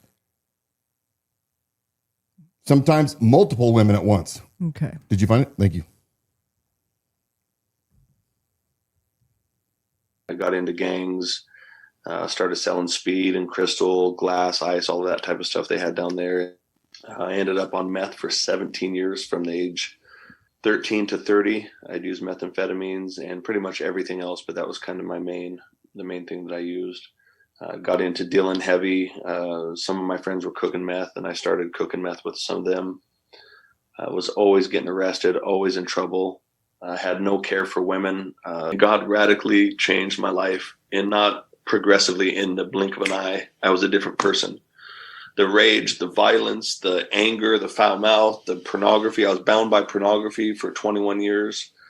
You know, not to be graphic, but I would, be sexual with women, sometimes multiple women at once. And when I would leave, I would still be driving in my car looking at DVD players with pornography playing in my car plugged into my cigarette lighter. Wow. I mean, just bound by sexual perversion, and for 21 years. Floored at what God can do in a person's life. Like, it's amazing. I couldn't have kids. I've been with almost 1,000 women, not safe. When I was in prison for 6 years, I had some pain in my region. Yes. Okay, so if John cannot practice good discernment, good decision-making inside his ministry, where you have these criminals, I don't even know, I guess criminals isn't always the fair thing to say. Let's just say addicts. You have addicts, people that need help, living in your residence with your family, your wife, and your kids. You have poor decision-making, no discernment. Something happens with your wife in one of these residents, named Mason, and you are falling fast. Going back to your old ways quick. We need to know what that means. And if that was recent, what is going to prohibit John Padula from spiraling out of control and going back to his old ways, which were largely criminal, if something happens in his life as an addict that he can't cope with it? This is why I keep harping about this, not only because of his past, why he should not be in this position, but also the overall organization of Cataldo Lighthouse Ministries and the Altar and Good Samaritan Rehabilitation and the Ranch and the intensive outpatient portion and John's set apart discipleship. It's all a sham. And we have had more than enough people that have written to us and told us about their experience that they cannot all be wrong. They all have similar stories, similar things that they can attest to about what the real nature of Padula and Remington are. You heard Remington in this series that we played just a couple days ago. Well, you know, guy that was raping a young woman, you know, there are these kids, these girls that will, you know, dress like adults and they act like adults, you know, and I mean, they're kind of flirtatious. Asking women about their sexual activity in great detail so that he can make sure that they've gotten over their addictions, that they're on the road to recovery, except for he does this by himself in a closed office, one-on-one. Let's talk about the money. Let's bring up the Julie Roy's article.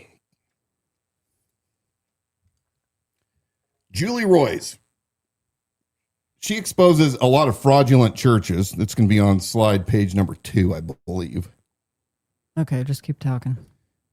She's an investigative journalist that goes after specifics. She is a follower of Christ. She goes after all the con men that are currently claiming that they are followers of Christ and that they are shepherds of the flock. And, you know, she has recently been, through her reporters, speaking about Calvary Chapel in Spokane, Ken Ortiz, and more specifically, his son, Ben. I'm going to just read you a couple highlights. I think we have the QR code up there in the corner so you can actually read for yourself this article. Calvary, the title of it is Calvary Spokane's pastor covered years of abuse by his son, then promoted him. This ties into what we've been talking about. That same day, the Kuchinskis took Tawny and her kids to a shelter. She only stayed a week. And by the way, Tawny is Ben Ortiz's former daughter-in-law, married to Ben Ortiz, his son. She only stayed a week because her kids struggled with the move. Besides, she said marriage counseling with Altar Church pastor Tim Remington of Coeur d'Alene blamed her. Quote, it was just the process of it. Now tell me what he did. Now this is why it's your fault, Tawny. Over and over again, she said. Next page. The school closed in the spring of 2018, but Tawny said she gave into pressure from Pastor Remington and her husband and recanted her abuse allegations. The Royce Report emailed Remington, a Republican and former Idaho state representative, for comment, but he didn't respond. Now pull that down. We're going to pull it up again in a second, but let's go ahead and break this down. You have this scandal going on right now, just to the west of us in Spokane, Calvary Chapel, Spokane. Ken Ortiz has been the senior pastor over there for years. Brings his son Ben into the equation. Ben gets married to Tawny. There is conflict. Ben was 8 years older than Tawny when he married her at, I think she was like 18. Then, after years of strife and wrongdoing by Ben, instead of firing him, Dad sends him up to a different ministry up in Sandpoint, Idaho, where the struggles continue, not only with the marriage, and I didn't want to read some of what was being stated by Tawny, because it's pretty graphic. You can go and read for yourself. But while Ben is viewing pornography on church computers as part of the pastoral staff up there and abusing people, meaning spiritually and otherwise abusing people at his church, and eventually is run out of there, Tawny is being forced to go to counseling with Tim Remington. And if you listen to that hour and 20 minutes of Tim talking with the whistleblower and her husband, you'll hear Tim talking about, I absolutely cannot counsel divorce. And in one case, when challenged saying, hey, she could have died. What happens if she dies? He's like, well, then she dies. This continual abuse of women is unbelievable by people that call themselves followers of Christ, to where you've made an idolatry out of this no divorce under any circumstance and always blame the woman.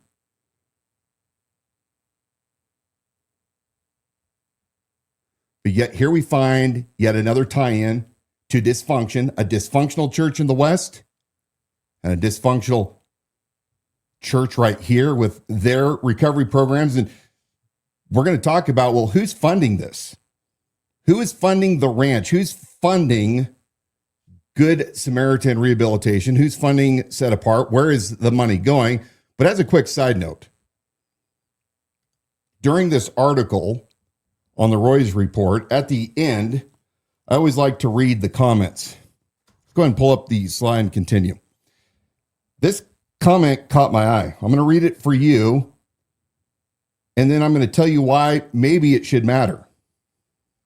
Never heard of this individual before, but the comment in the Roy's Report that we're reading came from somebody named Dawna Eggert. She says on March the 28th of this year, as someone that has attended for decades and has known more than half of the people quoted in this article personally, I find it really interesting that this article tries to present itself as neutral when it's clearly just going for sensationalism.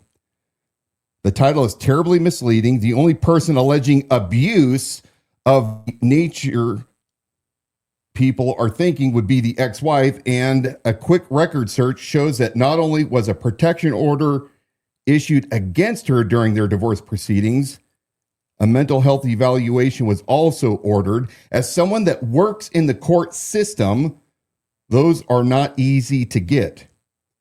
Reading Tawny's letter made me say, she sounds like a nut, and that's without having known about the details of the divorce proceedings.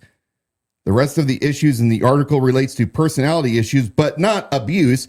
And while I'm not going to assume I know what is true or not as to the allegations, I believe there may be some truth to the porn allegations, but again, I don't know, and neither do you.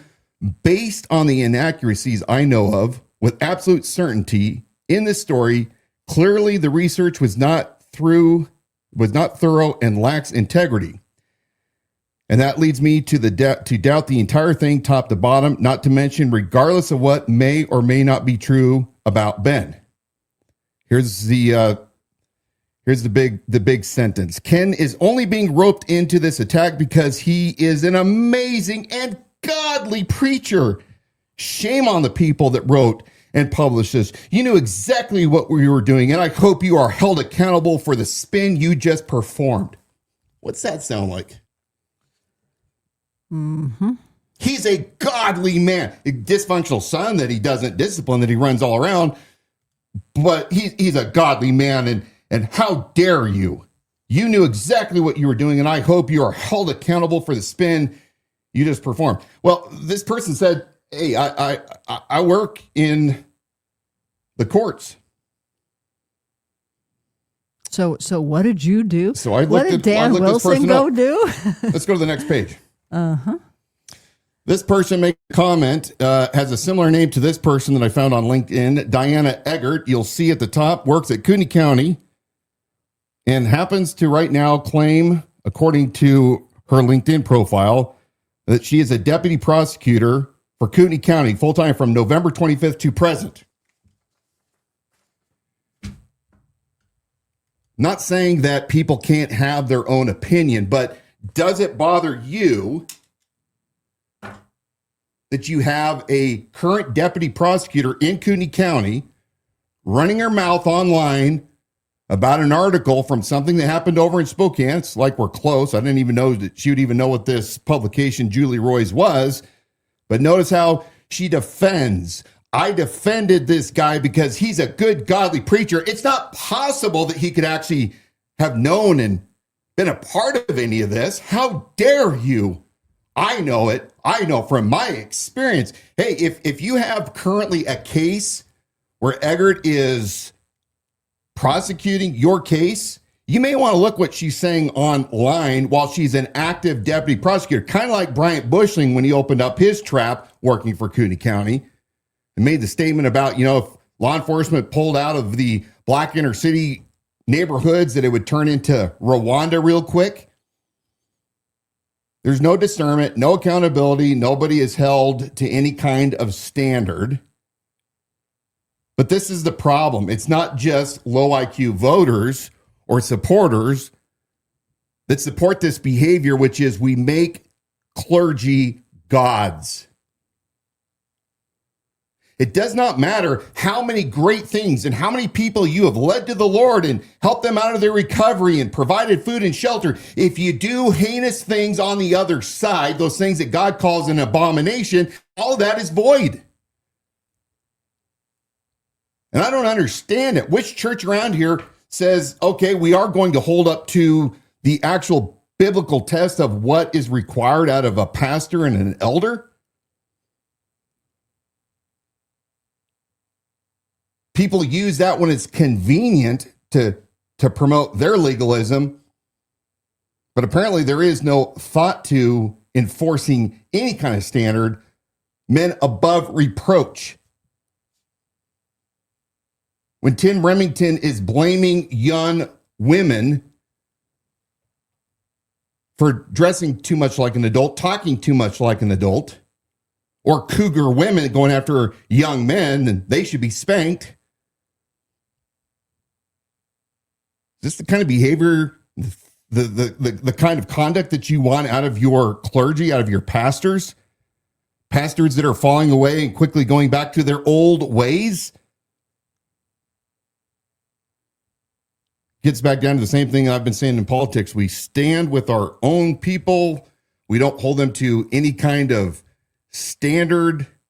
We don't hold them accountable because they're our friends. It doesn't matter what our so-called principles are when it comes to our own people. We just give them a pass. And that's why we are losing this culture, because the world sees the hypocrisy of what's going on.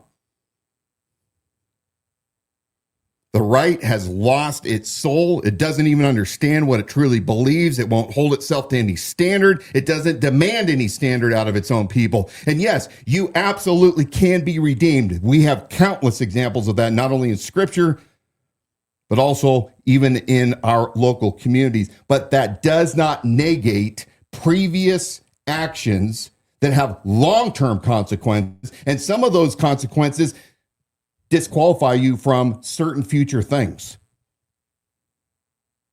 But apparently the ultra church doesn't care about protecting the sheep in its midst. It allows 11-year-old girls to be raped by previously convicted sex offenders that are allowed to roam the church, named Darren Maynard, roam the church without any kind of supervision, any control. Or Joshua Ash, or Juan Rodriguez, or Jeremiah Camp, who was, do we got that picture up there? I think I gave it a separate slide. Jeremiah Camp, this is the man who was convicted of sexually assaulting 2 minors inside of Padula's own residence. You see that he was indicted back August of 2025. Maybe John should stay at home taking care of his family rather than attempting to extend himself and run this county.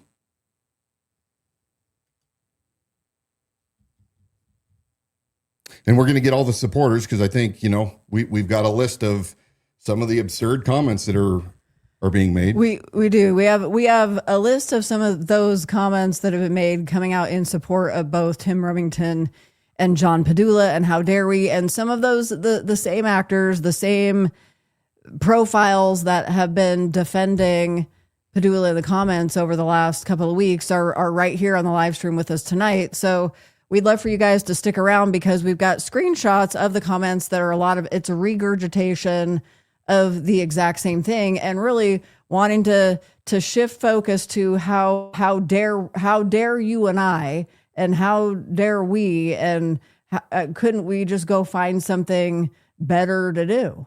But so stick around because we're going to be responding to some of these comments individually, and they're very similar to the ones that you're leaving on the stream here. So we'll kind of combine the responses to that by doing it that way. Yeah. Now, I think one of the other things that you wanted to, there's a lot exposed here. So a lot of the people like you guys, you're so close into the program and you have your own stories of salvation and redemption and how much the program has helped you.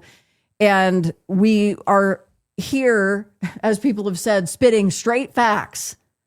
I mean, it's you're sitting there with, to use your own biblical terms back at you, scales on your eyes, just rejecting the facts. When we just flashed a picture up on the screen, and this was revealed in that leaked audio as well. But Dan, we just put a photo up on the screen of Jeremiah Camp, K-A-M-P, who was convicted, and there was abuse of minors in the Padula home, because he was a resident in that program, and abuse occurred.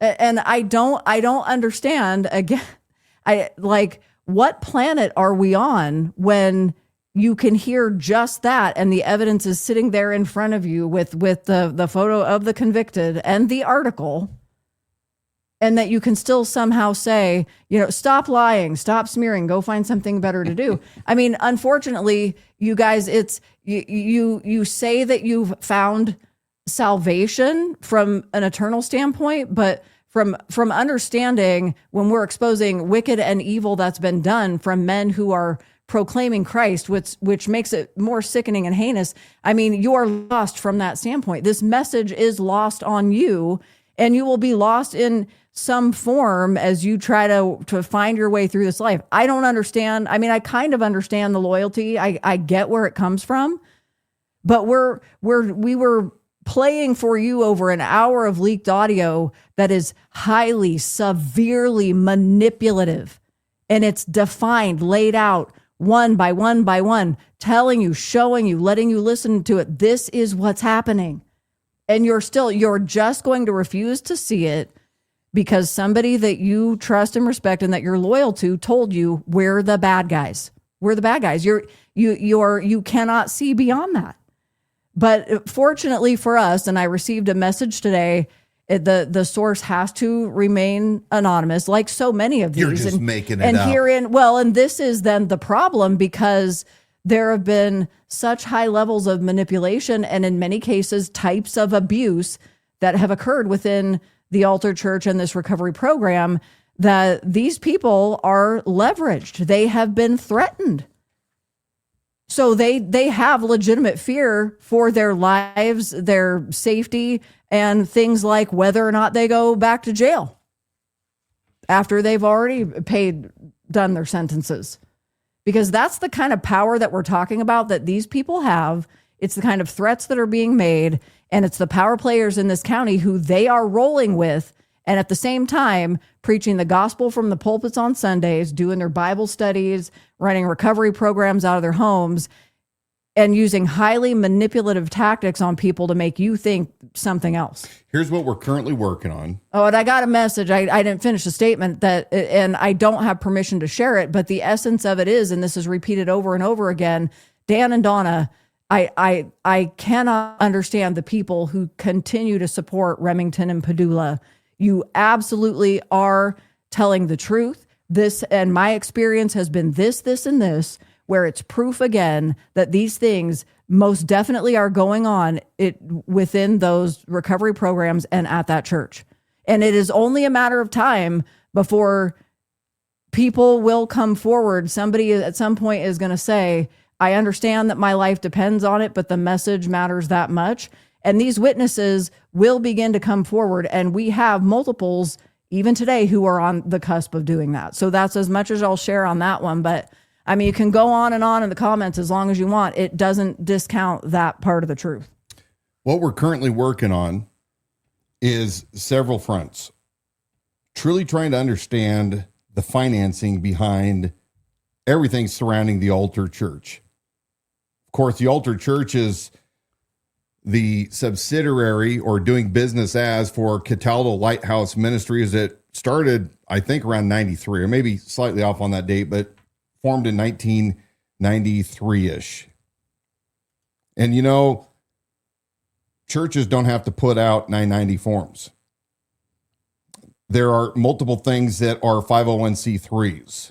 So what we're looking at is where the money is coming from, who's funding all of this, how much of it's coming from private donors, how much of it's coming from the state, how much of it is coming from, and when I say from the state, not only from part of the judicial system, but also federal government. How many guardianships are coming along with their dollars? In other words, when Tim, by his own admission yesterday or the day before when we played the long audio, he takes temporary guardianship of some of these vulnerable people. You can bet your bottom dollar that the IRS Social Security dollars flow. So who is funding all of this operation? How much are these guys really making? If they say they're making $100,000, then tell us everything. Who's paying for the properties? Tim Remington owns the land where these ranch houses sit. You can look them up in the Kootenai County Assessor's Office. They're listed under the Tim and Cindy Remington Trust. He has houses on there. We look up the 990s. In fact, let's pull up these 990s real quick. These are just quick flybys. These aren't definitive. The very first one should be for Good Samaritan Rehabilitation. This was from 2022. Total income, total revenue for 2022 was $960,000.42. Total net assets and fund balances of $850,478. Go to the second page under Part 9 of the Statement of Functional Expenses under 16. Line 16, occupancy, $107,771. That is for rent, housing, etc. Where's that money going? What is that being used for? Is that being used, as we're going to look into this, I want to know, is that one of the line items that's helping to pay the mortgages for property that Tim Remington owns? Does Tim Remington own these because of the donations for the program, for the business that he is running, Good Samaritan Rehabilitation? The next one is John Padula's Set Apart Ministries. This is more recent, 2024. Total operating revenue for 2024 was $180,611. Net assets or fund balance of $328,315. Same for line 16. Occupancy is $45,520. And the reason why I'm bringing this up is because we have people that were former campaign volunteers working with him that made the statement that John was doing a fundraiser to help pay for these homes. He wants a bigger home. He may have already got it. I don't know. But one of the things that was stated to this individual when they were planning for the event, the fundraiser for this new property that Padula was going to get for the residents, is that if he told the story about the minors that were in his home that were abused, maybe people would give more money. That was a direct quote from our source. We're also going to be looking at what kind of supervision is taking place, because this does not occur in a vacuum. The courts are involved with this. So is probation. You have adult probation and you have juvenile probation. What are they doing? What kind of oversight is watching what's going on? When I have Coeur d'Alene police officers tell me that they responded to calls at the ranch and find women, or should I say a woman, handcuffed to a radiator. These are not just crackpots that are telling us what's going on. And we're going to look in and find out who in Kootenai County, when it comes to probations, is green lighting all this. Remember, if you listen to the hour and 20 minutes conversation that Remington had, one of the things that was brought up and never challenged by Tim is a statement by both the husband and wife about the predatory nature of the men in the program. So maybe some of you guys right now that are running your mouths in the comment section and online that are such stark defenders of Tim and John, maybe you guys were some of those predators that our whistleblowers were talking about.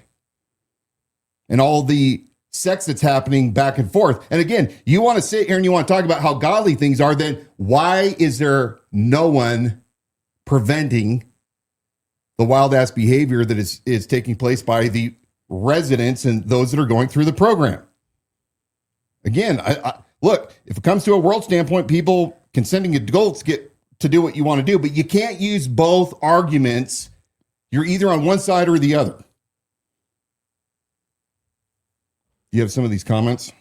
I'm going to bring up those comments. One other thing I wanted to say is we have had to respond so heavily to this religious and spiritual, moral, and ethical aspect of the Tim Remington Altar Church, and then John Padula, as he's more been in the headlines because of his run for county commissioner. We've had to focus so heavily on that argument and defining facts and reality surrounding what Padula is presenting himself to be as this spiritual leader and this redeemed, reformed individual versus what's actually going on. We got to focus on it because as he's running for office, you notice, what's his platform? He never talks about anywhere in that statement. And he'd say, well, I've got town halls and it's your government. Yeah, you have taglines, but what's your platform? And what are his qualifications? That I was on his website. Well, he was on two boards. days He was ago. on numerous boards, and he helped set up some kind of business for the company he worked for. Sure, I understand that. Like, you got to pull something out of your hat and stick that on there, but there's not even a tab on his website for qualifications. And here's the biggest experience. qualification. Drum roll. The FOP. Well, that supersedes everything. The Fraternal Order of Police, that Masonic group of cops that aligned together, that 2 years ago put out expensive mailers, sent out to Kootenai County residents with the Kootenai County Sheriff's badge illegally used, where they were promoting Bob and Brett Surplus, Sleepy Dale Gibney, and they had a wall of shame. They talked about John Padula and how he was unfit because of his numerous arrests and criminal history and his convictions. He was too dangerous to trust in that position. And then without warning, he did an about face 2 years later, without any kind of disclosure as to why the sudden change. And they are glowingly talking about Padula being the guy to support them in law enforcement. Now, if that doesn't tell you what a load of horse shit that organization is, those liars, those con men, all of you deputies, a part of that, which, by the way, I heard that a whole bunch of you guys left right after this vote. You hypocritical leadership, you gang, you FOP boys, you hacks. You're discredited, you're dishonest. Provide the reason why. Tell us the reason why you suddenly had an about face. That is the reason that John's qualified, because the Deputy Sheriff's Association said, hey, there's one more video I think would be really great to play right now. Britt Matari was asked this question during this Republican Women Federated meeting about the FOP. Let's go ahead and play that, if you can pull it up fast enough, because I didn't give you enough warning. This message is for Bruce. Bruce, I've always admired you and voted for you 4 years ago, and I watched you with Aphelios and was really glad of what you did. But I do have a question for you. It says, you were talking earlier today about the deputies, and it has been said that you told somebody at the sheriff's office that if the FOP, the Fraternal Order of Police, would back John Padula, that they were done. They were done and they couldn't cross that line again. What did you mean by that statement? Glenn, it's always interesting when someone asks me when I stopped beating my wife. Who says I said that? No names. So all the rumors, right? All the rumors about everything I do. And in fact, I appreciate the fact that so many people in this community give me real estate space in their minds to think that I'm behind everything, okay? I am a mere mortal like you, okay? I am productive, I am effective on things, but, I don't go around saying that kind of stuff. That is not me, okay? So I don't know where you got that from. Was that a denial then? He didn't deny it. He said, I don't go around saying that kind of stuff. No, it's a denial that he didn't say that. So he is for the FOP that endorsed Bruce's candidate, Julie. The FOP endorsed Padula.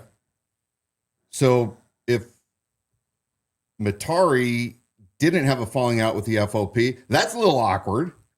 It's going to be awkward around the Thanksgiving table there now, isn't it? With you and Bob and his FOP. Bruce? I mean, yeah, so to your point, there's no qualifications on his website. And we know he doesn't know how to manage money because we've now had 3-4 different campaign violations. Yeah, doesn't campaign finance violations. He must not know how to pick a good team if he doesn't have somebody on his campaign team that can advise him how that goes. By the way, Alter Church, in violation of your 501c3 status, we talked about this last week, when you on your church blast text platform called for volunteers to come out and campaign doorbell for John Padula's campaign.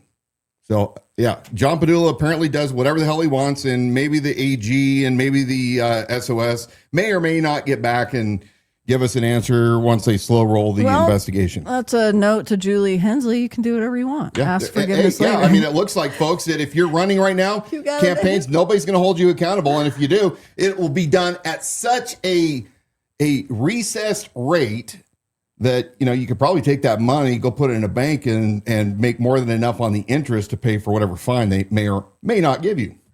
John Padula supporters who have put in your barrage of comments, even in this live stream, what we've done in advance is just collated some of these responses that I've gathered from Facebook over the last week or so. They're very similar to what you're leaving here in the comments tonight. So I think we're going to move through a lot of this pretty quickly because we want to be able to respond to some of this to say, here's your logic and your reasoning versus what we are presenting. And you got David Bishop in the comments right now that's telling us to stop posting this shit. Oh, David, were you? He's a little whipped up. Maybe David was a resident there. Yeah.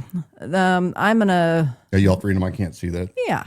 A comment dropped, and again, this is on a John Padula post where we're bringing forward information about him that you're not liking to see. So Tren and Taylor Dudley, before you try and run your neck about stuff, how about you invite him to your podcast or even sit down and talk about what he has done down in this town.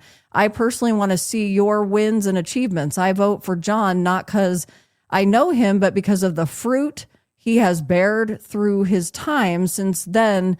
Don't knock people because of what you hear or because you want a story. This man has fought for where he is, and I believe would do amazing in this position. What do you have to say about that? Long comment. It was a long one. There's somebody that just came in the last 5 minutes of the 2-hour feature. We already sat down. I was in John's office a few times when I ran for sheriff. I thought we were aligned until he, for whatever reason, decided to spread lies about me. And when confronted and given the opportunity and the evidence to correct it, he didn't do it. So number one, he's a fraud as a man of God. Number two, he's a fraud as a man, and he's a liar. So that's the way that is. Now, coming back to the other things, the fruits. Well, okay, he may have some good fruits. I'm not saying that he doesn't. I'm not saying that he doesn't care for people, but here's some of the bad fruits. Allowing minors in your home to be abused. Allowing your wife to run off with somebody and do something that caused you to almost lose it and go back to your old ways. I would say that that shows fruit that's rotting. On to the next comment from Don Van Fleet. Experience with the darker side of life can inform better judgment, not worse. If that past is followed by years of stability and accountability, it's not a liability. It's perspective. And this is just recycling what he's been very open about. Okay, well, he's open about it. But again, what in his past, whether he has repented from it or not or changed, qualifies him to be in this position, especially considering that he is a co-pastor with Tim Remington, who is a voyeur, in my opinion. Listening to the audio that we played the other day, you can't come away with that out thinking that he's a voyeur. He's got questionable judgment as well. He likes to blame the women victims. So I think that being a part of an organization that is shaky at best and having the propensity to have these issues come back up and pop up, make him absolutely not qualified. I put a QR code up in the corner there to that full leaked audio with Tim Remington, as Dan references that here occasionally as he's responding to these comments. You can scan that QR code and get to that episode where we released that full audio. You can hear Tim Remington in his own words.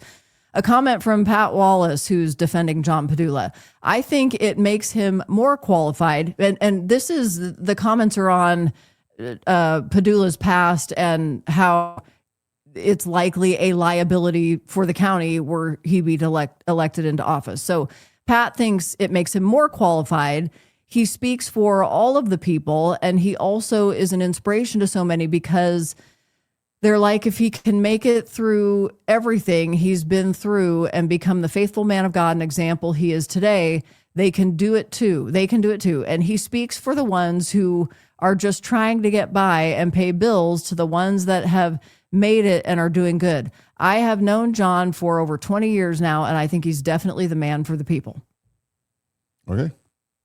That's all you have to say about that? We've already discussed. I mean, I'm going to be a broken record after a while. Yeah. From Rachel, I skipped one on the other page there. It was a long one. Rachel Hunt, sounds like he's transparent, unlike most people in office. I'd rather him own his past than pretend it didn't happen.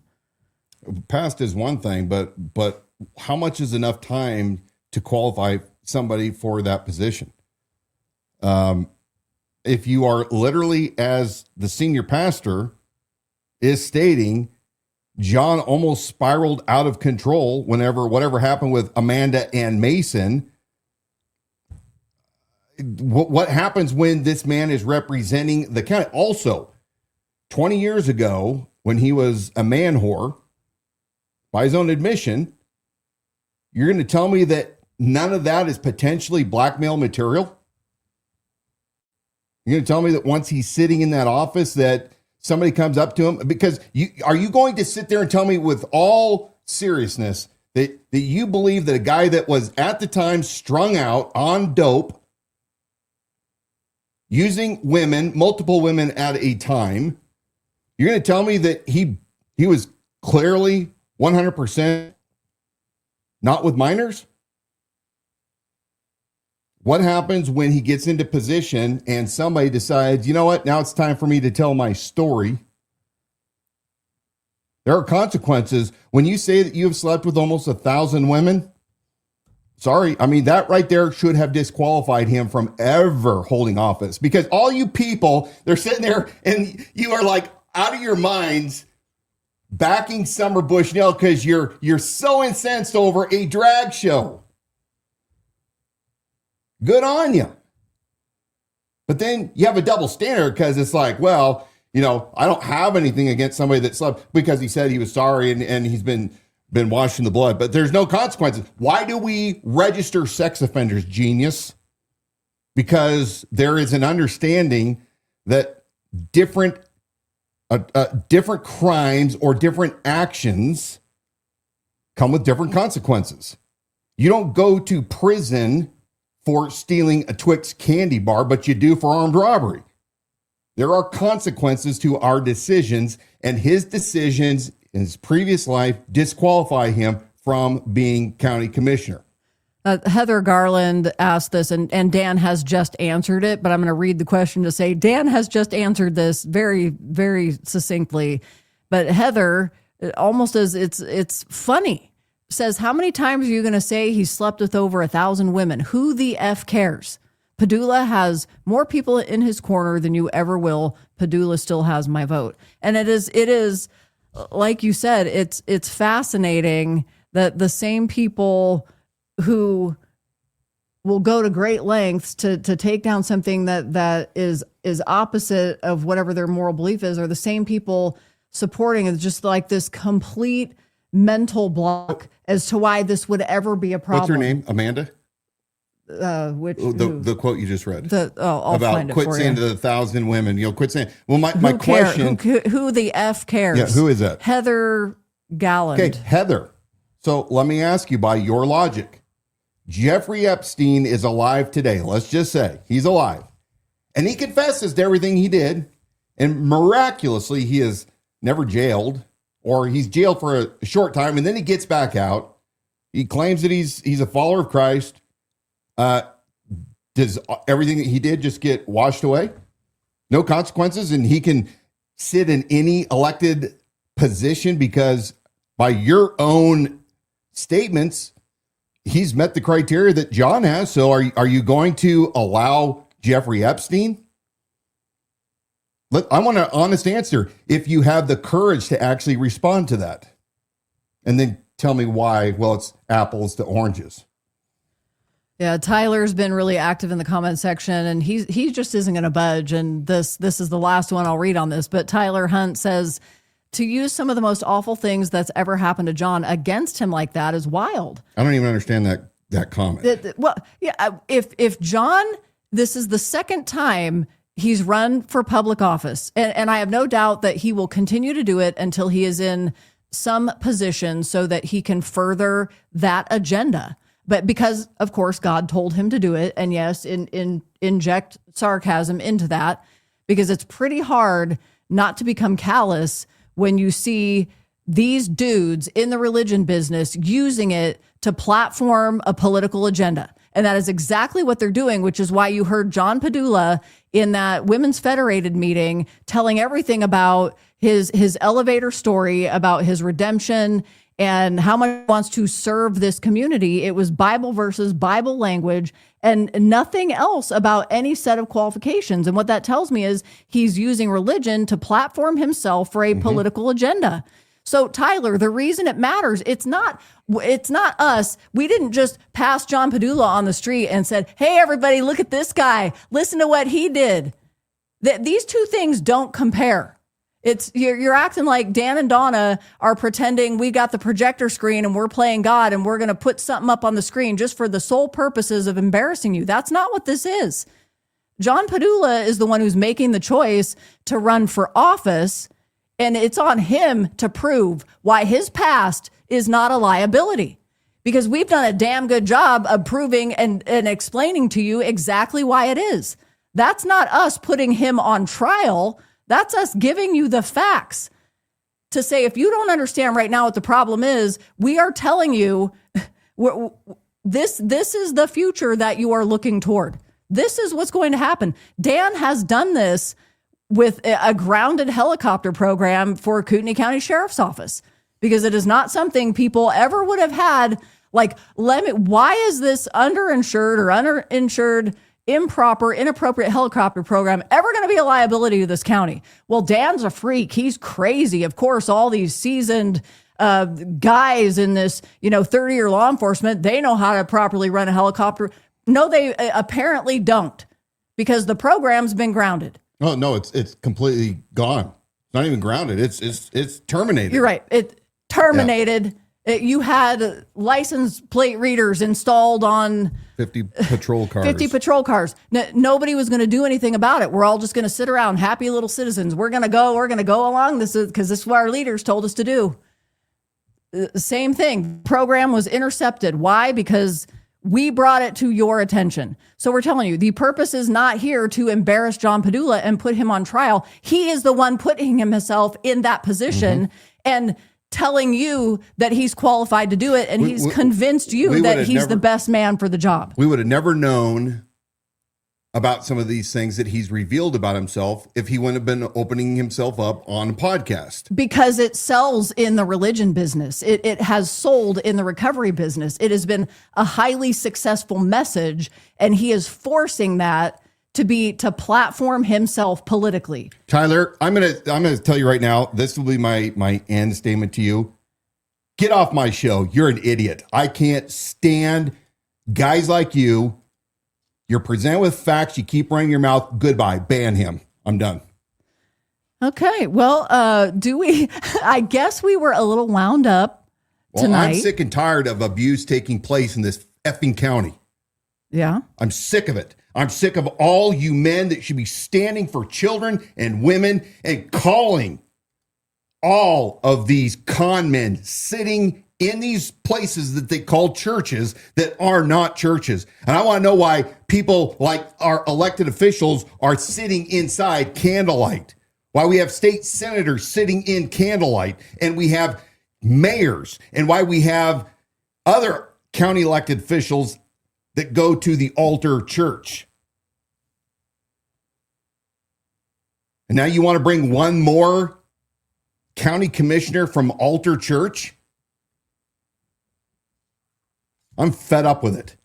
I'm fed up with this entire county where no one seems to be held accountable on anything. You do whatever the hell you want as long as you say pro MAGA, rah, rah, pro KCRCC, pro altar, pro real life ministries, pro candlelight. It's all good, man. You're part of the club. You can be like Candlelight. You can let Ian Shadd, who's a convicted sex offender, run around with all of your youth. You can have the sex offenders that Paul Van Noy has admitted to running around inside with nobody knowing what they did. He's not going to tell them. Or when he marries off a convicted sex offender to an unknowing woman in his church. Or when Paul Van Noy tells people inside a private meeting that nobody knows that I molested my next door neighbor's daughter when I was a teenager.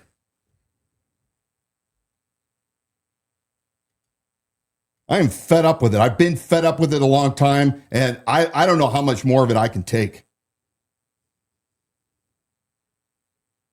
Comment sections out here. What are you doing to hold people lawfully, legally, non-violently accountable?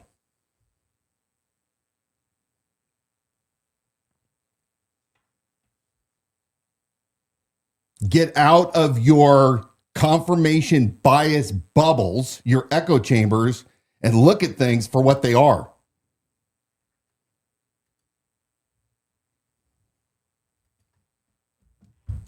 That's it. Been a long night. We've kept you here. Brooke is back on arguing the same. Brooke, you're just lying. You're just lying at this point. I've given you the benefit of the doubt. You really are just actually lying. Yep. Thank you for joining us tonight on Liberty Without Compromise. We are the only live local liberty-minded broadcast right here in Kootenai County where we field your questions and comments. We do it live, on the fly, come what may. Be sure to visit our website to view past episodes and also watch those exclusive reports like the brand new one we published tonight. That'll be out and ready for you to share tomorrow morning. That website is at libertywithoutcompromise.com. If you're one that likes podcasts, you can listen and subscribe wherever you get your shows.